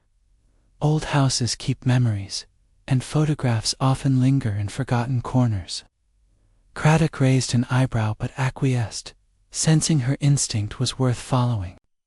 They climbed the manor's back staircase, a narrow spiral that creaked underfoot. To the attica, vast shadowed space, cluttered with trunks, draped furniture, and cobwebbed beams. The air was thick with dust, and Miss Marple, undeterred, moved with surprising agility, her eyes scanning for signs of family history. She found a cedar chest filled with albums, their leather covers cracked with age, and began leafing through them, Craddock at her side. The albums chronicled the Langston lineage, portraits of stern ancestors, wedding parties, diplomatic gatherings. Miss Marple searched for the woman in the photograph, but no face matched, even remotely. If this was Elise, or her kin, she said, closing an album, she's not part of the family record. But Sir Henry kept her image, for a reason perhaps from his Berlin days. She straightened, her gaze falling on a stack of files in a corner, labeled with dates and locations. One, marked Berlin, 1917, drew her like a magnet.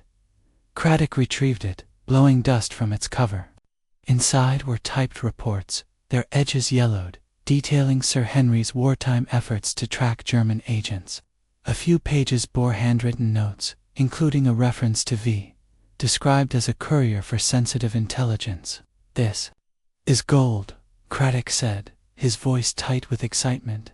"If V was a woman, and Sir Henry linked her to Elise, it explains the letter to the Foreign Office."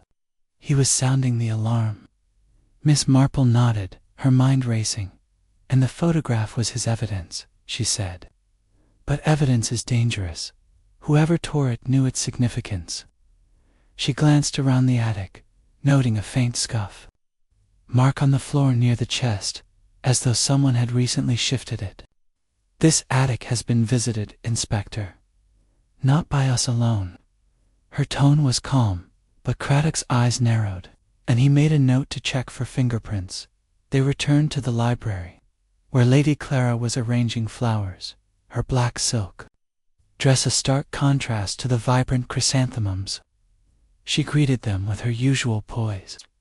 But Miss Marple caught a flicker of unease in her eyes, as Craddock mentioned the photograph.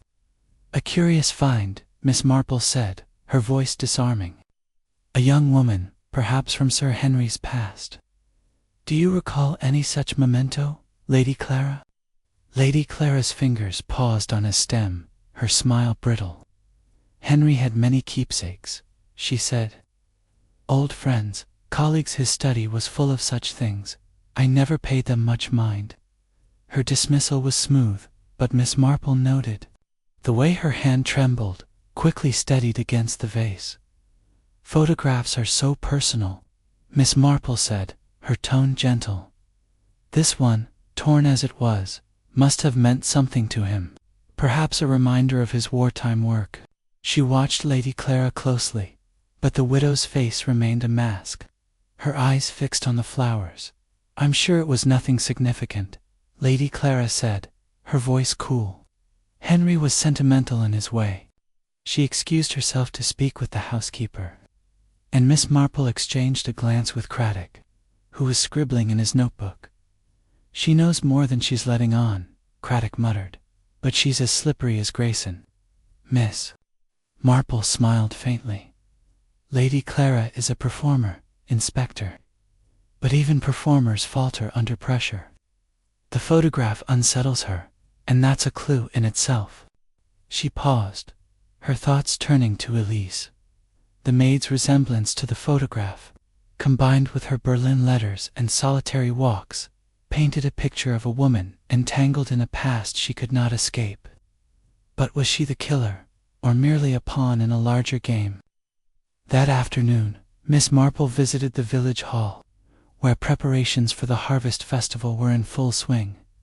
Mrs. Price, bustling among tables laden with jams and knitted scarves, was a font of local lore. Over a cup of tea, Miss Marple steered the conversation to Greystone's history. "Sir Henry's wartime work must have been thrilling," she said. "All those spies and secrets. I wonder if he ever spoke of Berlin." Mrs. Price's eyes gleamed with the thrill of gossip. "Oh, he was tight-lipped, but the vicar heard him mention Berlin once, at a dinner years ago, said it was a city of shadows, full of double dealers, and there was a story, probably nonsense, about a woman agent he'd outwitted. A beauty, they said, who vanished after the war." She lowered her voice, as though the manor could hear. "Funny, isn't it? With Elise being German and all." Miss Marple's lips pursed, a faint gesture that hid the quickening of her thoughts. Funny indeed, she said. Those stories grow in the telling, don't they? She thanked Mrs. Price and left, her mind weaving the new thread into the pattern. A woman agent vanished, and now a photograph resembling illicit was no coincidence.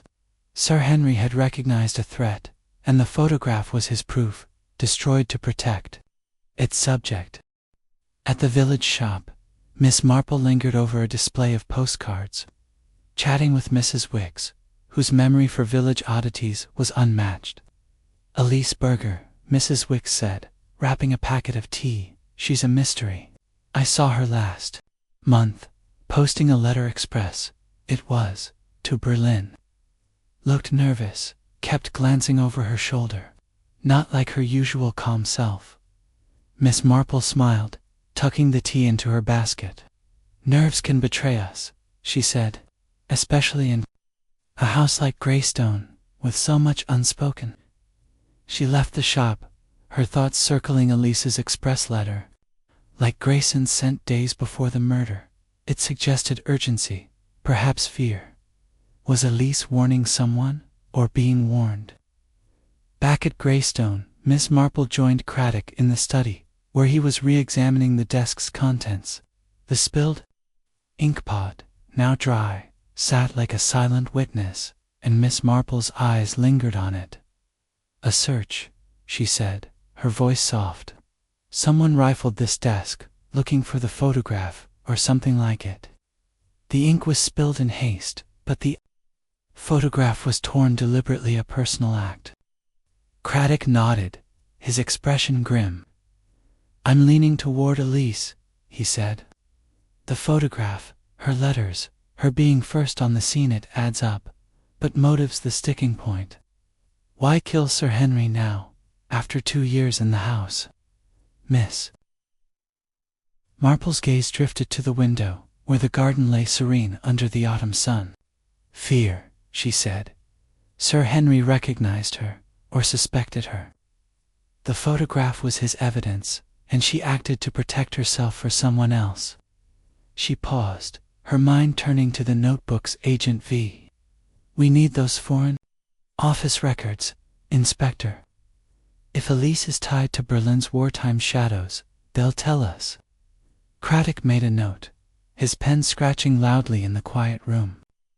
I've pushed them again, he said, and I'm having Elise's letters traced discreetly. If she's a spy, we'll find out. He glanced at Miss Marple, a wry smile tugging at his lips. You've got a knack for this, you know. Ever thought of joining the force? Miss Marple's eyes twinkled. Oh, I'm far too old for that, Inspector, she said. But people are like my knitting patterns emerge, if you watch closely. She rose, adjusting her shawl, and left the study, her thoughts a tapestry of clues. The photograph's puzzle was clarifying, its torn edge pointing to Elise, but the why and how remained elusive. Lady Clara's unease, Grayson's reticence, Roger's accusations all circled the same truth. And Elise was its shadow, at her cottage that evening. Miss Marple sat by the fire, her knitting a soft rhythm against the crackle of logs. The photograph, with its haunting resemblance to Elise, was a bridge to Sir Henry's past, a past of espionage and betrayal.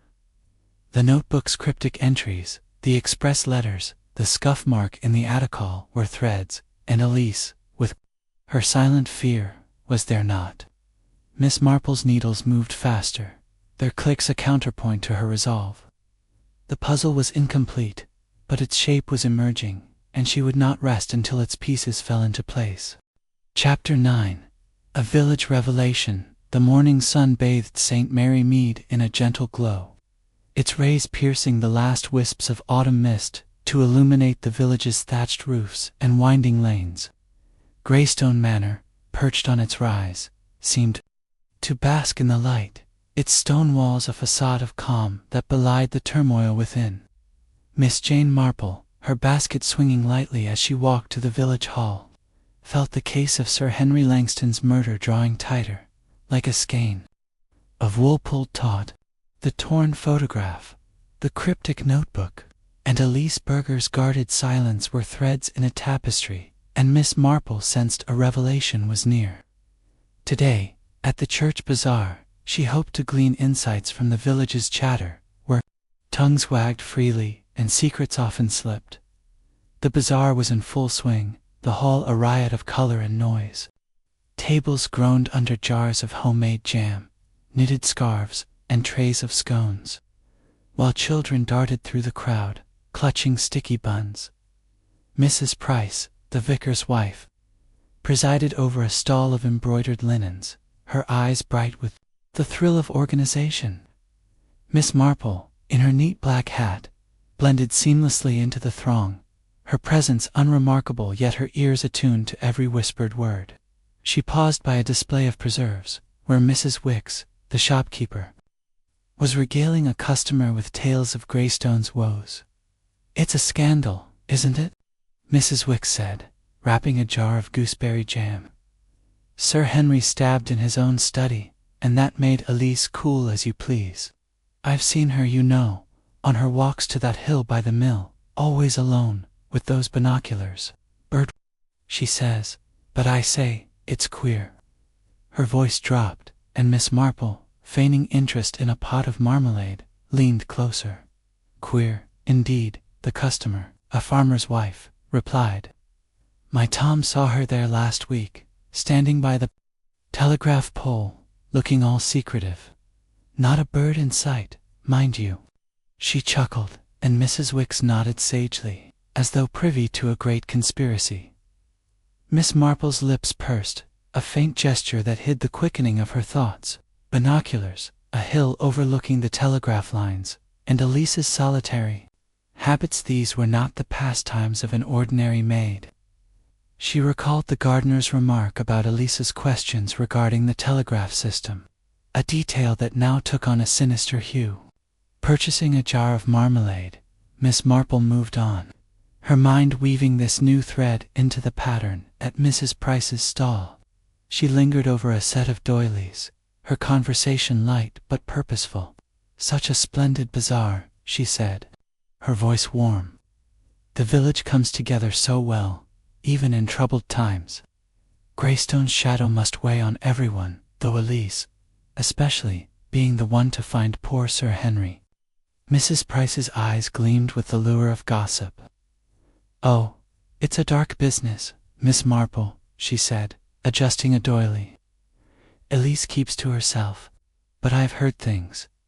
Mrs. Mipps at the post office says she sends those letters to Berlin every week, thick ones, to a postbox with no name. And then there's her walks always to that hill. The vicar's boy saw her with binoculars, too, just staring at the valley. Not a sparrow in sight, he said." She lowered her voice, as though the bazaar's din could carry her words to the manor. "If you ask me, she's not what she seems." Miss Marple nodded, her expression one of mild concern. "Servants do have their private lives," she said, "though binoculars are an odd choice for a maid. Perhaps she's homesick, watching the horizon for a piece of Bavaria." Her tone was disarming, but her mind was racing. The hill by the mill, with its view of the telegraph lines, was a strategic spot, and Elise's interest in it suggested more than nostalgia.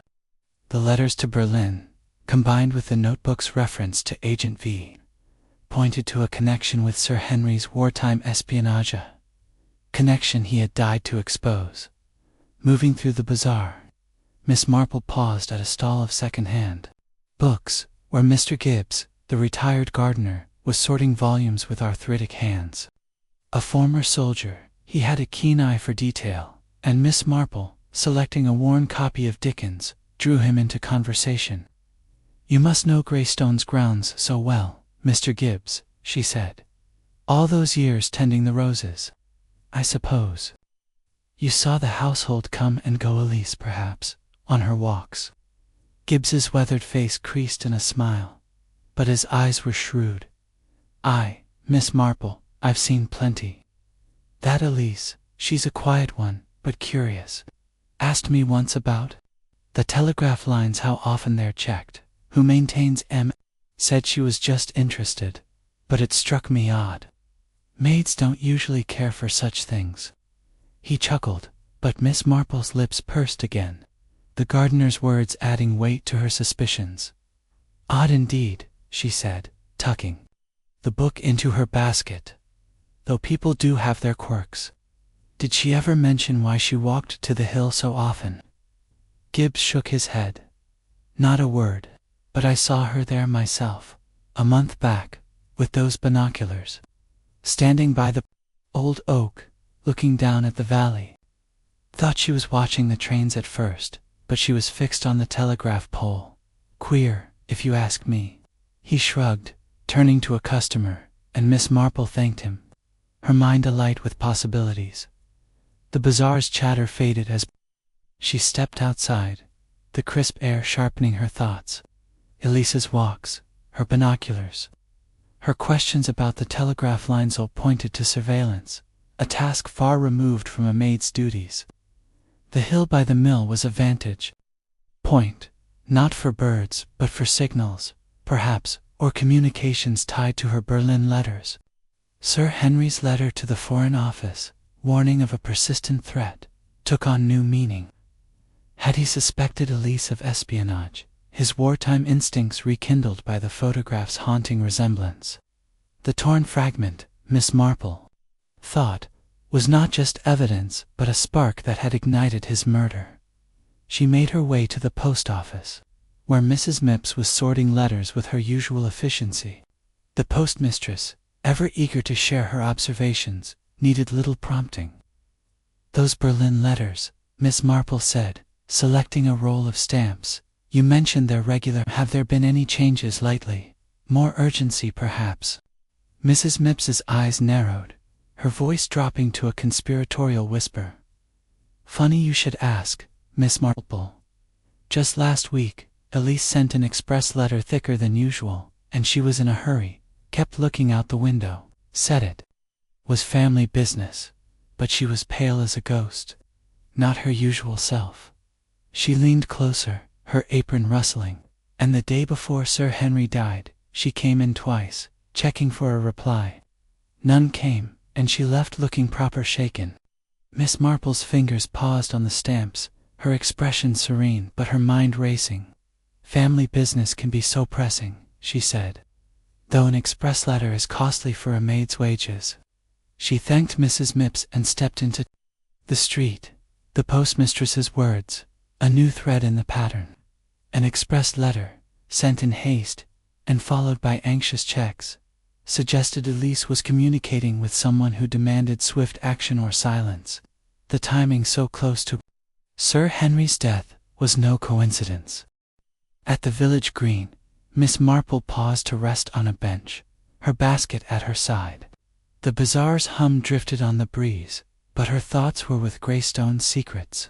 Elise's actions, her walks, her letters, her binoculars painted a picture of a woman entangled in a covert world, one Sir Henry had uncovered. The photograph, with its eerie likeness to her, was likely his proof, torn to conceal her identity. The notebook's Agent V, tied to Berlin's wartime shadows, suggested Elise was no mere maid, but a figure from Sir Henry's past, perhaps a courier or spy, whose reappearance had alarmed him. Miss Marple's thoughts turned to the other suspects. Lady Clara's unease at the photograph's mention, Grayson's cryptic interest in ciphers, Roger's volatile accusations all circled Elise, yet none seemed the killer's hand. Lady Clara's poise was too controlled, Grayson's caution too ingrained, Roger's anger too impulsive. Elise, with her silent fear and calculated movements, fit the pattern of a woman driven to desperate measures. But why now, after 2 years in the household? The answer, Miss Marple felt, lay in Sir Henry's recognition of her. Sparked by the photograph and confirmed by his wartime records, she returned to Greystone Manor, where Inspector Craddock was. In the library, poring over a telegram from the Foreign Office. His face was grim, his notebook open to a fresh page. They're finally cooperating, he said, glancing up as Miss Marple entered. Records from 1917 mention a female agent, codenamed V, operating in Berlin. No name, no photograph, but she was a courier for German intelligence, vanished after the war. If Elise is her or connected to Hurt, explains Sir Henry's letter and the photograph. Miss Marple settled in a chair, her hands folded in her lap. "It does, Inspector," she said, "and the village has been most informative. Elise's walks to the hill, her binoculars, her questions about the telegraph lines, they suggest surveillance, not sentiment. Her express letter, sent days before the murder, was a cry for help or a warning. Sir Henry saw her for what she was, and she acted to protect her secrets." Her voice was soft but certain, and Craddock's pen scratched furiously. "I've got men checking the telegraph lines," he said. "If she's been tampering, we'll find evidence, and I'm having her room searched discreetly. If there's a cipher or code, it'll tie her to those Berlin letters." He paused, a wry smile tugging at his lips. "You've got the village singing, Miss Marple. Anything else I should know?" Miss Marple's eyes twinkled. "Only that. People reveal themselves in small ways, Inspector. Elise's fear is her tell, and fear makes mistakes. We must be patient, but watchful." She rose, adjusting her shawl, and left the library, her thoughts a tapestry of clues. The bazaar's revelations had sharpened the pattern, placing Elise at its heart. But the final piece, motive, means, opportunity, remained just out of reach. At her cottage that evening, Miss Marple sat by the fire, her knitting a soft counterpoint to the wind rattling the windows. The village had spoken, its gossip a chorus that illuminated Elise's enigma. The binoculars, the telegraph lines, the express letter all pointed to a woman living a double life, caught in the shadow of Sir Henry's past. The photograph, torn but damning, was her undoing, and Miss Marple knew the truth was close. Her needles moved faster, their clicks a rhythm of resolve. Elise's secrets were unraveling, and the manor's locked doors would soon swing open to reveal the killer's face. Chapter 10. The trap is set. The afternoon light filtered through the high windows of Greystone Manor, casting a lattice of shadows across the polished floors of its cavernous hall. St. Mary Mead lay quiet beyond, its autumn hues softened by a veil of clouds that promised rain by evening. Miss Jane Marple, seated in her cottage earlier that day, had felt the threads of Sir Henry Langston's murder drawing ever tighter. The torn photograph, the cryptic notebook, Elise Berger's clandestine walks, and the village's whispered revelations had woven a pattern that pointed unmistakably to the German Maid. Yet a pattern was not proof, and Miss Marple knew that to catch a killer required more than suspicion. It demanded a trap, baited with care and sprung with precision. She had telephoned Inspector Craddock at noon, her voice calm but resolute as she outlined her plan. "Elise is our key, Inspector," she had said, her needles clicking softly in the background. "She is cautious, but fear makes even the cautious reckless. If we let it be known that Sir Henry's desk holds a document exposing a spy, she may act to retrieve it. We must watch her, but from the shadows." Craddock, though initially skeptical of such subterfuge, had come to trust Miss Marple's instincts, and by mid-afternoon the trap was set. At Greystone, Miss Marple arrived, under the pretense of returning a borrowed shawl to Lady Clara, her basket concealing a notebook where she jotted observations.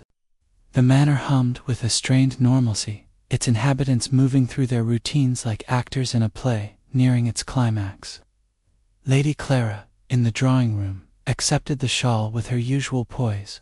Her black silk dress, a somber contrast to the room's pastel furnishings. "You're too kind, Miss Marple," she said, her smile practiced but tinged with fatigue. "This house feels emptier each day." Miss Marple nodded, her expression one of gentle sympathy. "Loss lingers, doesn't it?" she said. "Though I heard the inspector mention a new find in Sir Henry's study, a document, they say, hidden in the desk. Something about a wartime agent. It's caused quite a stir." Her tone was casual, but her eyes watched Lady Clara closely, noting the slight stiffening of her posture, the brief flicker of alarm in her gaze. "A document," Lady Clara said, her fingers brushing her pearl brooch. "Henry was always secretive about his papers. I'm sure it's nothing significant." Her voice was smooth, but Miss Marple sensed the effort behind it, as though the news had unsettled her carefully maintained calm. She excused herself to attend to correspondence, and Miss Marple, lingering in the hall, caught a glimpse of Elise, polishing a silver tray, her movements deliberate, but her eyes darting toward the drawing-room door. Miss Marple found Craddock in the library, where he was reviewing a stack of telegrams from the Foreign Office. His tie was askew, a sign of the case's mounting pressure, but his eyes lit with purpose as he greeted her. "Your rumor's spreading," he said, keeping his voice low. "I let it slip to Grayson this morning that we'd found a sealed envelope in the desk, marked Agent V. He looked like he'd swallowed a lemon, but he didn't bite. Roger overheard, though, and he's been pacing like a caged animal. Elise is the one to watch. She was in the hall when I spoke, dusting the banister." Miss Marple settled in a chair, her handbag at her side. "Elise is watchful," she said. "She hears everything, sees everything. If she believes that document threatens her, she'll act. But we must be clever, Inspector. A trap is only as good as its concealment." She paused, her gaze drifting to the library's shelves, where a volume on diplomatic history stood slightly askew, a faint echo of the smudged shelf in the study. "Have you searched her room yet?" Craddock nodded, his expression grim. "This morning, while she was at the market. Found a locked tin under her bed, nothing incriminating, just letters in German. Some photographs of a village, probably Bavaria. But there was a cipher key, tucked in a prayer book. Simple substitution code, but it matches the style of wartime espionage. We're decoding the letters now." He leaned forward, his voice barely above a whisper. "If she's our spy, this could be the proof we need." Miss Marple's lips pursed, a faint gesture that hid the quickening of her thoughts. "A cipher key," she said. "How like Elise to hide it in plain sight. She's cautious, but not infallible.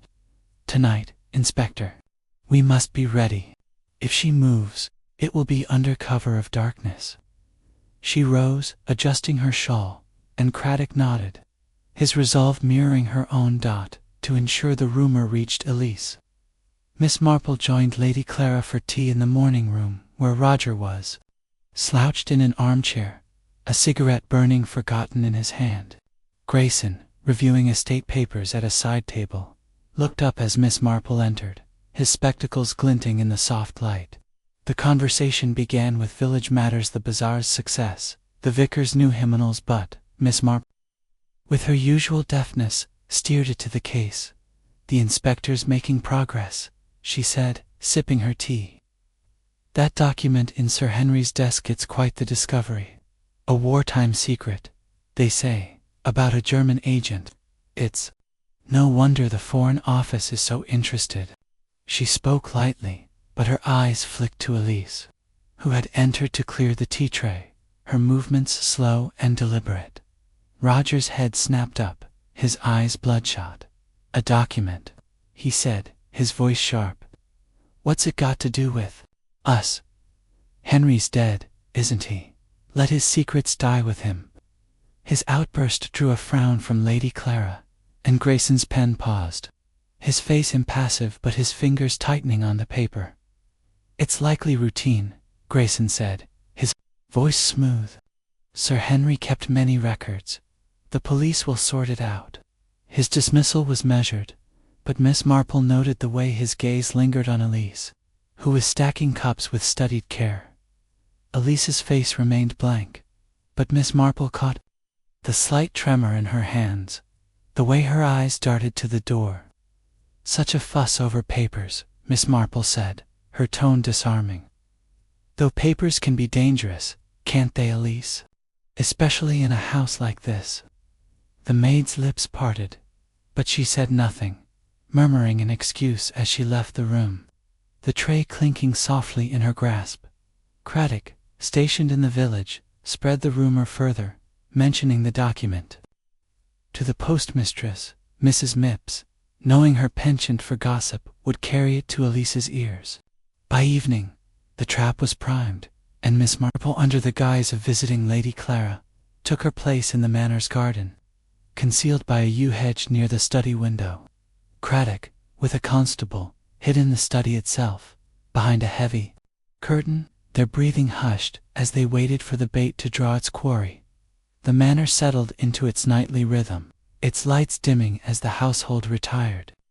The clock in the hall chimed 10, then 11, and Miss Marple, her shawl wrapped tightly against the chill, kept her vigil, her eyes fixed on the study's glow. At 11:30, a shadow moved in the corridor beyond the study window, a flicker of movement that made her heart quicken. She pressed closer to the hedge, her breath shallow, as the study door creaked open. Elise slipped inside, her dark dress blending with the shadows, a duster in one hand as a pretext. She moved to the desk with a purpose that belied her servant's role, her hands swift as she rifled through drawers, her face taut with urgency. Miss Marple, peering through the window's edge, saw her pause at a locked compartment, producing a small key from her apron. The compartment yielded a sealed envelope planted by Craddock, as Beta and Elise's fingers trembled as she tore it open, scanning the forged document within. Craddock stepped from behind the curtain, his voice sharp. "That's enough, Miss Burger." Elise gasped, the envelope falling to the desk as she spun to face him, her eyes wide with panic. The constable blocked the door, and Elise, cornered, made a desperate lunge for the window, only to find it latched. Craddock seized her arm, his grip firm but not cruel, and she stilled, her breath ragged. Miss Marple entered through the garden door, her small figure a quiet authority in the tense room. "You were looking for something, Elise," she said, her voice gentle but unyielding. "Something to protect your secrets, I think." Elise's face crumpled, and she sank into a chair, her hands covering her eyes. Craddock, with the constable's help, searched her apron, finding the cipher key and a folded letter, its Berlin postmark stark in the lamplight. "We'll need to talk, Miss Burger," he said, his tone grim. "This ends now." Miss Marple watched as Elise was led to the library, her thoughts a tapestry of clarity. The trap had worked, drawing Elise into the open, but the final piece, her confession, remained. She followed, her step light but purposeful, knowing the manor's secrets were about to unravel. In the library, under Craddock's steady questioning, Elise's resolve began to crack. The forged document, a clever mix of truth and fiction, had referenced Agent V and a revived espionage network, enough to panic her into action. The real evidence, the cipher key, the letters, would seal her fate. But Miss Marple, standing quietly by the fire, knew the human heart was the true key. "You were afraid, weren't you, Elise?" she said, her voice soft but piercing. "Sir, Henry knew who you were. That photograph, it was you, wasn't it? From Berlin, from the war. He was going to expose you." Elise's hands dropped, her eyes hollow. I had no choice," she whispered, her accent thick with emotion.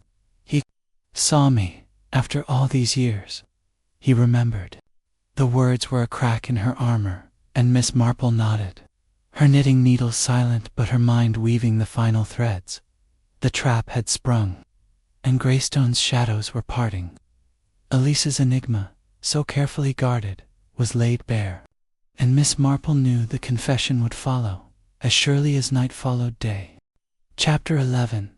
The Confession. The library of Greystone Manor, with its towering shelves and heavy velvet drapes, seemed to hold its breath as the clock on the mantel struck midnight. The fire in the grate cast a flickering glow, painting the faces of those gathered in shades of amber and shadow. Miss Jane Marple stood near the hearth, her small figure almost lost in the room's grandeur, her knitting folded neatly in her basket. Yet her presence, quiet and unyielding, anchored the scene. Inspector Craddock sat at a mahogany table, his notebook open, his pen poised like a judge's gavel. Elise Berger, pale and diminished, occupied a straight-backed chair, her hands clasped tightly in her lap, her eyes fixed on the carpet as though it held the answers she could no longer evade. Lady Clara Langston, Roger Langston, and Mr. Thomas Grayson, summoned from their rooms, formed a tense semicircle, their expressions a mix of shock, suspicion, and weary resignation. The air was thick with the weight of revelation.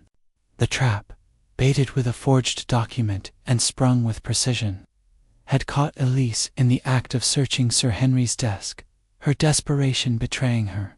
The cipher key found in her apron, the Berlin letters, and the torn photograph pointed to a truth Miss Marple had pieced together through the village's whispers and the manor's silent clues. Now, as the rain resumed its soft patter against the windows, the stage was set for Elise's confession. The final thread in the tapestry of Sir Henry's murder. Craddock cleared his throat, his voice steady but laced with the authority of a man who knew the end was near. "Miss Berger," he began, "you were caught tonight attempting to retrieve a document from Sir Henry's desk, a document you believed exposed you as a wartime agent. We've found your cipher key, your letters to Berlin, and evidence tying you to the photograph in Sir Henry's study. It's time to tell the truth. Why did you kill Sir Henry Langston?" Elise's shoulders trembled, and for a moment, silence reigned, broken only by the fire's crackle and the distant tick of the clock. Lady Clara, seated in an armchair, leaned forward, her black silk dress rustling, her face a mask of controlled curiosity. Roger, slouched against a bookcase, lit a cigarette, his hands unsteady, his eyes darting between Elise and Craddock. Grayson, adjusting his spectacles, maintained his solicitor's reserve. But Miss Marple noted the faint sheen of sweat on his brow, a sign that even his composure was strained. Elise raised her head, her blue eyes hollow but resolute. I did it," she said, her voice low and accented, each word dragged from a place of deep reluctance. "I killed Sir Henry, but you must understand, I had no choice." The admission hung in the air, a spark that ignited gasps from Lady Clara and Roger. Grayson's pen paused, and Miss Marple, her expression serene, felt the pattern of the case lock into place. Craddock leaned forward, his pen scratching against the page. "Go on, Miss Berger. Explain yourself. Why did you have no choice?" Elise's hands twisted in her lap, her knuckles white. "It began long ago," she said, her voice gaining strength as she spoke. "During the war, I was young, barely 20, in Berlin. My family was poor, my father dead in the trenches. I was recruited by men who promised safety, money, a future. They trained me as a courier, to carry messages, codes, secrets. I was Agent V, though I never knew the full scope of their plans. I did what I was told, because I was afraid, because I wanted to survive." She paused, her eyes distant, as though seeing the shadowed streets of wartime Berlin. Miss Marple nodded slightly, her thoughts tracing the notebook's cryptic entries. Agent V. Berlin, 1917. Elise's youth and desperation Maid. Her a perfect pawn for espionage, a fact Sir Henry, with his counterintelligence expertise, would have understood. Elise continued, her voice steadier now. "When the war ended, I disappeared. I changed my name, left Germany, worked as a seamstress in Paris, then London. I thought it was over, that no one would find me. 2 years ago, I came to Greystone, recommended by an agency that knew nothing of my past. It was a new start, a quiet life. I was careful, invisible, but Sir Henry, he remembered." Her voice cracked, and she pressed a hand to her mouth, as though to stifle the truth. Craddock's eyes narrowed. "Remembered how the photograph?" Elise nodded, her gaze dropping to her hands. "It was me, taken in Berlin, before the war.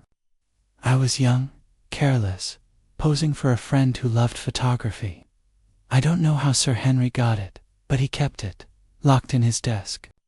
A month ago, he began watching Miss Small Things, questions about my background, glances that lingered too long. Then, last week he called me to the study. He showed me the photograph, asked if I was Agent V. He said he'd been tracking old operatives, that the Foreign Office was watching. He was going to expose me. Her voice broke, and tears glistened in her eyes, though she did not let them fall.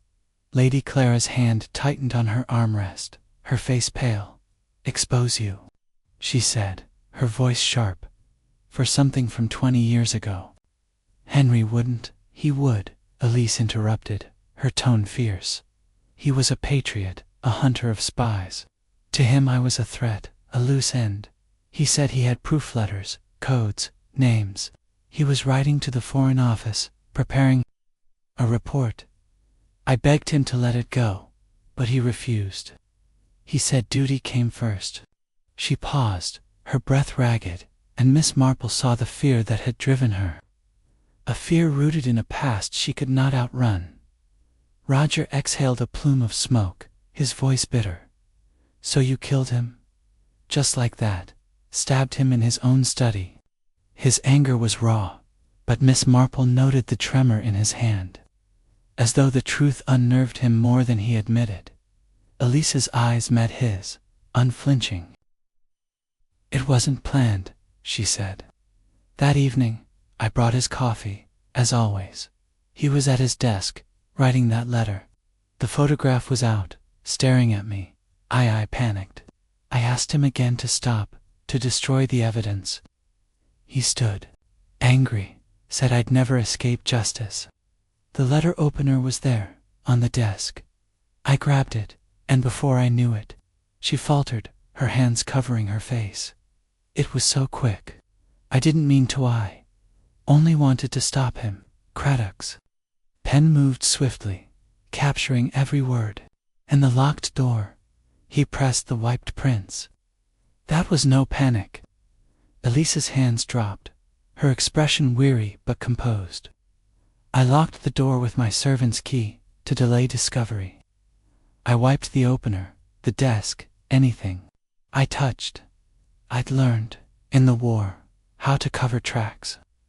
Then I went to the pantry, polished silver, waited. When I returned for the tray, I screamed, as if I'd just found him.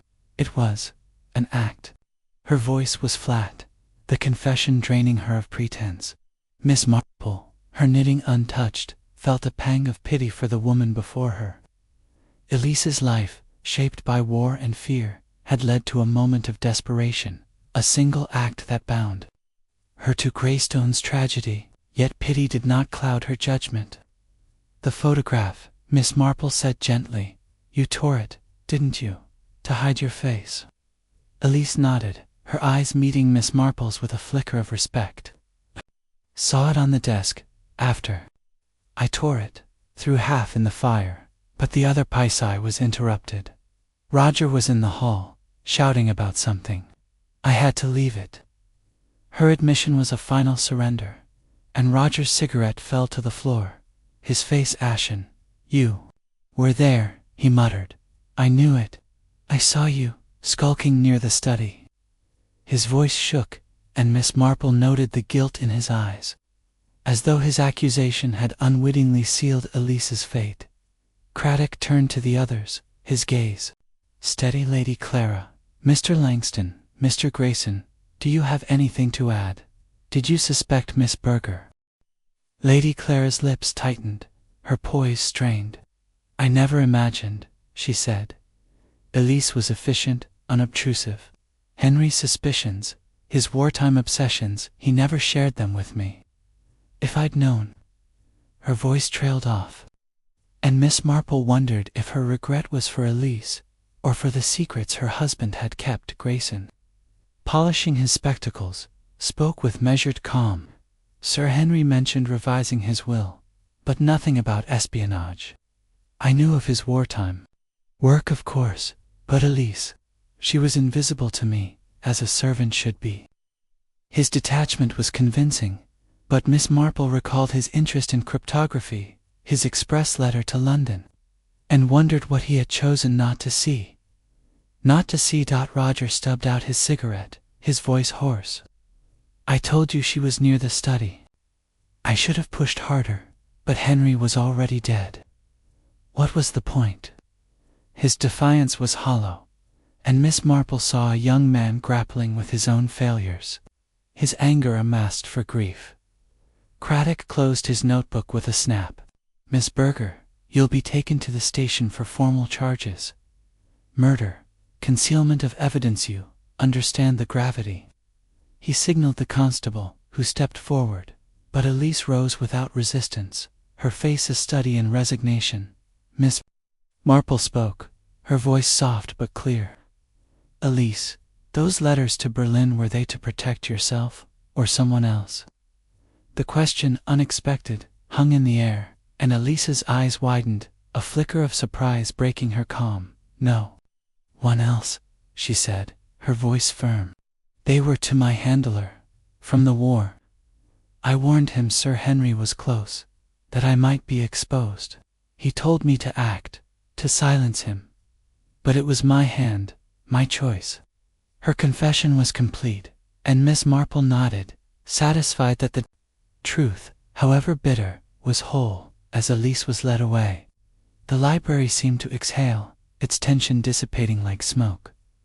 Lady Clara rose, her face pale but composed. I need air, she said, and left for the garden, her steps unsteady. Roger followed, muttering about a drink, while Grayson gathered his papers, his silence a shield. Craddock turned to Miss Marple, his expression a mix of admiration and exhaustion. You were right, he said. That Trappet was like something out of a novel. How did you know she'd bite? Miss Marple's eyes twinkled, her knitting still in her basket. People are predictable, Inspector, when they're afraid. Elise was a creature of habit, trained to protect her secrets. The document was her fear made real, and fear overrides caution. She paused, her gaze drifting to the fire. But it's a sad business, isn't it? A life shaped by war, ended by a moment's panic. Craddock nodded, tucking his notebook away. Sad, yes, but justice is done. I'll need your statement, Miss Marple, but for now, rest. You've earned it. He smiled, a rare warmth breaking through his professional mask, and left to oversee Elise's transfer. Miss Marple lingered in the library, the fire's glow warming her hands. The confession had unraveled Greystone's mystery, but it left a residue of melancholy. Elise, a pawn in a long-ago war, had carried her burden alone, her silence a prison until Sir Henry's recognition broke it. The photograph, the letters, the cipher key, all were relics of a past that refused to stay buried. Miss Marple thought of her own village, its small dramas and quiet lives, and how even here, the echoes of war could spark tragedy. She rose, her shawl draped over her shoulders, and stepped into the hall, where the manor's portraits gazed down in silent judgment. Greystone would heal, its wounds bandaged by time, but Elise's confession would linger, a reminder of the cost of secrets. Miss Marple's step was light as she left, her mind already turning to her cottage, her fire, her knitting. The case was closed, but life, like her wool, would keep spinning, its patterns waiting for her keen eye to unravel. Chapter 12. The village settles. The dawn broke over St. Mary Mead with a quiet radiance, its light spilling across the dukest meadows and gilding the thatched roofs of the village. Greystone Manor, its grey stone softened by the morning's glow, stood as a silent witness to the drama that had unfolded within its walls. The arrest of Elise Berger, the German maid unmasked as Sir Henry Langston's killer, had sent ripples through the village, stirring gossip that hummed from the post office to the vicarage. Yet, as Miss Jane Marple sat by her cottage window, her knitting needles clicking softly, she sensed the village settling, its rhythm returning like a tide after a storm. The case was closed, but its echoes lingered, and Miss Marple, ever attuned to the human heart, knew that resolution was as much about healing as it was about truth. The morning after Elise's confession, Miss Marple walked the familiar path to the village green, her basket looped over one arm, her black hat pinned firmly against a brisk breeze. The air carried the scent of wood smoke and damp earth, a reminder of autumn's steady advance. At the village shop, Mrs. Wicks was sweeping the doorstep, her apron dusted with flour from an early baking. "Morning, Miss Marple," she called, her eyes bright with curiosity. "Quite a to-do at Greystone, I hear. That Elise a spy, they say, and a murderer to boot. Who'd have thought it?" Miss Marple smiled, selecting a packet of tea from the counter. "The world is full of surprises, Mrs. Wicks," she said, her voice mild but laced with the wisdom of experience. "Those surprises often hide in plain sight, if one looks closely."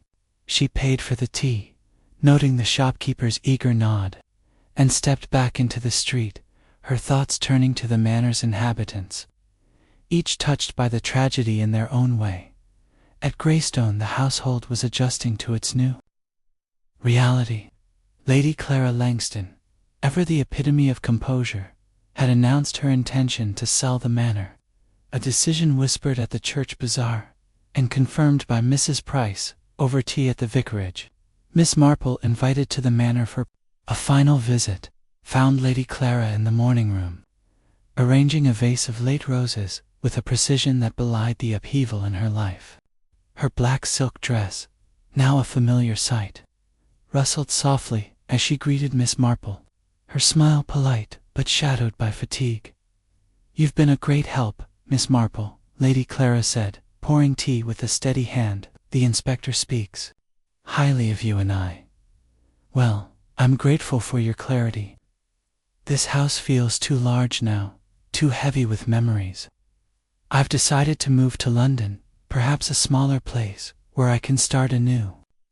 Her voice was calm, but Miss Marple noted the faint tremor in her fingers, a sign that even her poise had its limits. "A wise choice," Miss Marple said, sipping her tea.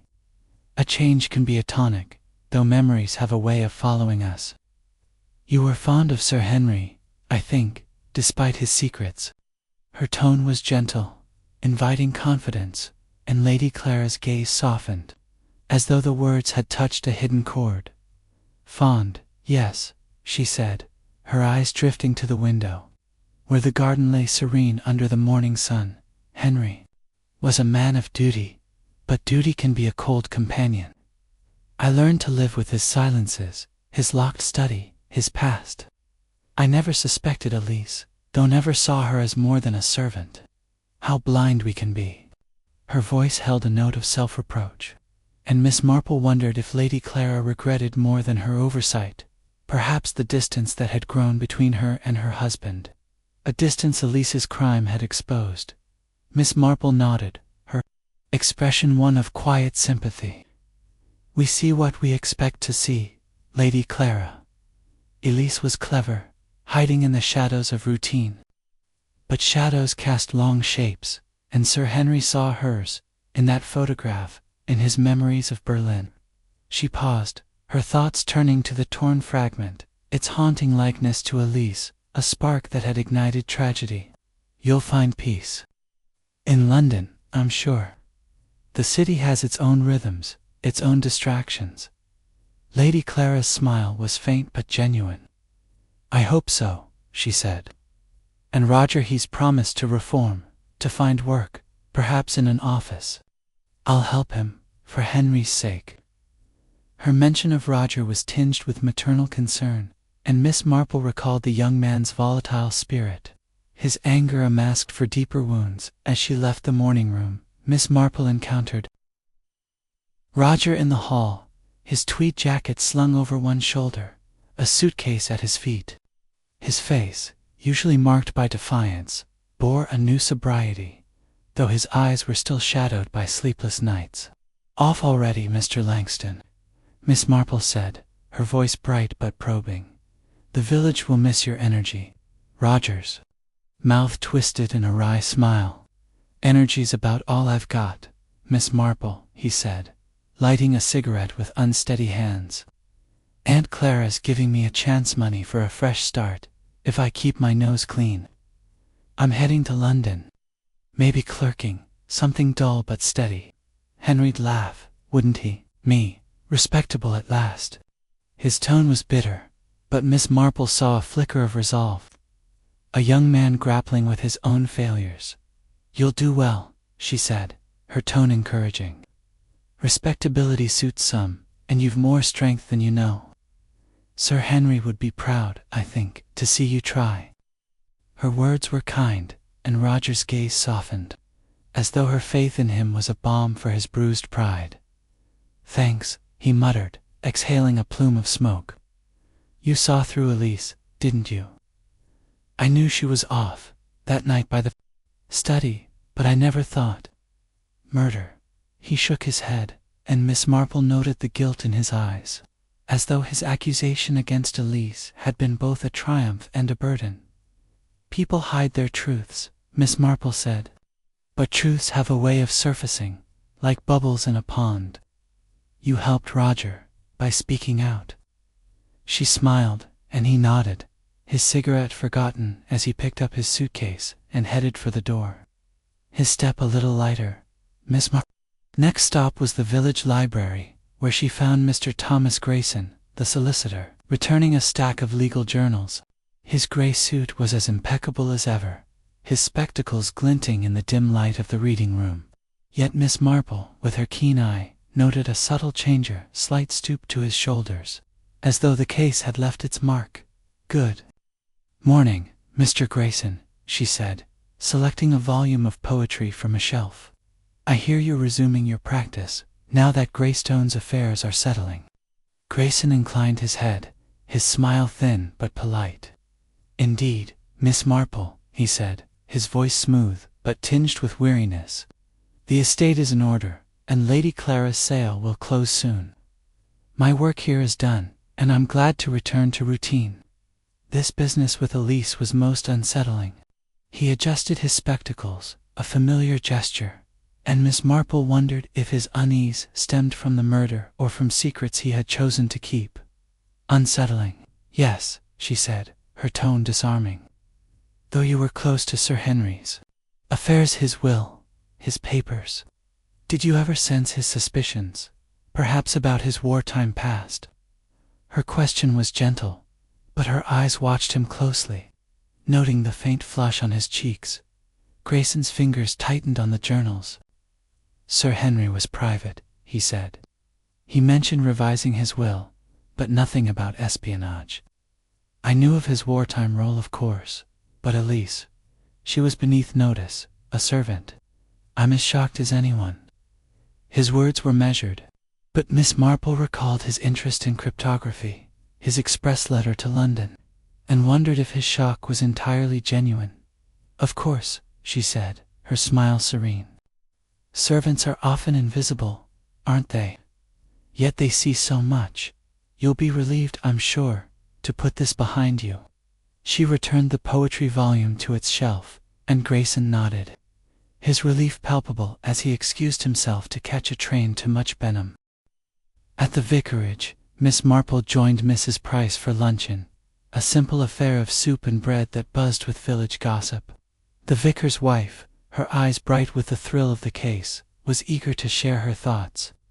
"Elise Berger, a spy," she said, ladling soup with enthusiasm. "It's like something out of a novel, Miss Marple. And you, helping the inspector. I always said you had a knack for seeing things. What will Greystone do now, do you think?" Miss Marple sipped her soup, her expression one of quiet amusement. "Greystone will find new life, Mrs. Price," she said. "Lady Clara's leaving, Roger's reforming, and Mr. Grayson's back to his ledgers. The village will settle, as it always does, though we'll talk of this for years." Her tone was light, but her thoughts were with Elise, a woman shaped by war's shadows, her confession a final act of surrender. Mrs. Price leaned forward, lowering her voice. "And those Berlin letters," she said. "Mrs. Mipps says they were coded, full of spy talk. To think, all this time, she was watching us. Her indignation was theatrical, and Miss Marple smiled, recalling the postmistress's tales of Elise's express letter, sent in panic as Sir Henry closed in. Watching, perhaps, Miss Marple said. But fear is a poor lookout. Elise was trapped by her past, and Sir Henry's recognition was her undoing. It's a sad story, really, of choices made in youth and paid for in age.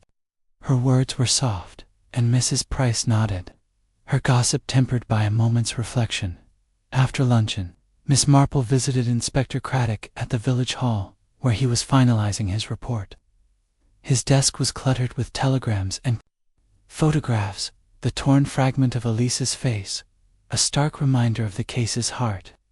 He greeted her with a weary smile, his tie loosened, his notebook a testament to sleepless nights. "Miss Marple, you're a marvel," he said, gesturing to a chair. "Elise's confession's airtight, and the Foreign Office confirms her as Agent V. A minor courier in 17. Her handler in Berlin's long dead, but her letters were warnings, sent to a ghost. She's facing trial, and it's thanks to you." Miss Marple settled in the chair, her hands folded in her lap. "Thanks to us, Inspector," she said, her eyes twinkling. "You laid the trap, and I merely nudged it along. But it's a melancholy victory, isn't it?" Elise was a pawn, moved by forces she couldn't control. Her voice was soft, and Craddock nodded, his expression sobered by the truth. "Melancholy, yes," he said, "but justice is done. The manor's clear, and the village can breathe again. I'll be back in Much Benham tomorrow, but I'll not forget this case or you." He smiled, a rare warmth breaking through his fatigue, and Miss Marple rose, her shawl draped over her shoulders. "Nor I you, Inspector," she said. "Safe travels, and mind you rest. Cases like this take their toll." She left the hall, her step light but purposeful, the village's calm a balm after the storm of Greystone's secrets. Back at her cottage, Miss Marple sat by the fire, her knitting needles resuming their rhythmic dance. The case was closed, its pieces fitted like a puzzle. Elise's confession, the photographs haunting truth, the notebook's cryptic warnings. Lady Clara would find solace in London, Roger a purpose in reform, Grayson a return to his quiet practice. Yet Miss Marple's thoughts lingered on Elise, a woman whose life, shaped by war's cruelties, had ended in a moment of desperate choice. The village would settle, its gossip fading to memory, but Miss Marple knew that human nature, like her knitting, was a pattern of light and shadow, ever ready to unravel under her keen eye. As the fire crackled, her needles clicked faster, their rhythm a counterpoint to her reflections. St. Mary Mead was quiet, but secrets, like seeds, lay dormant, waiting for the right moment to stir. Miss Marple smiled, her gaze fixed on the flames. The village had settled, but she would watch, as she always did, for the next thread to pull.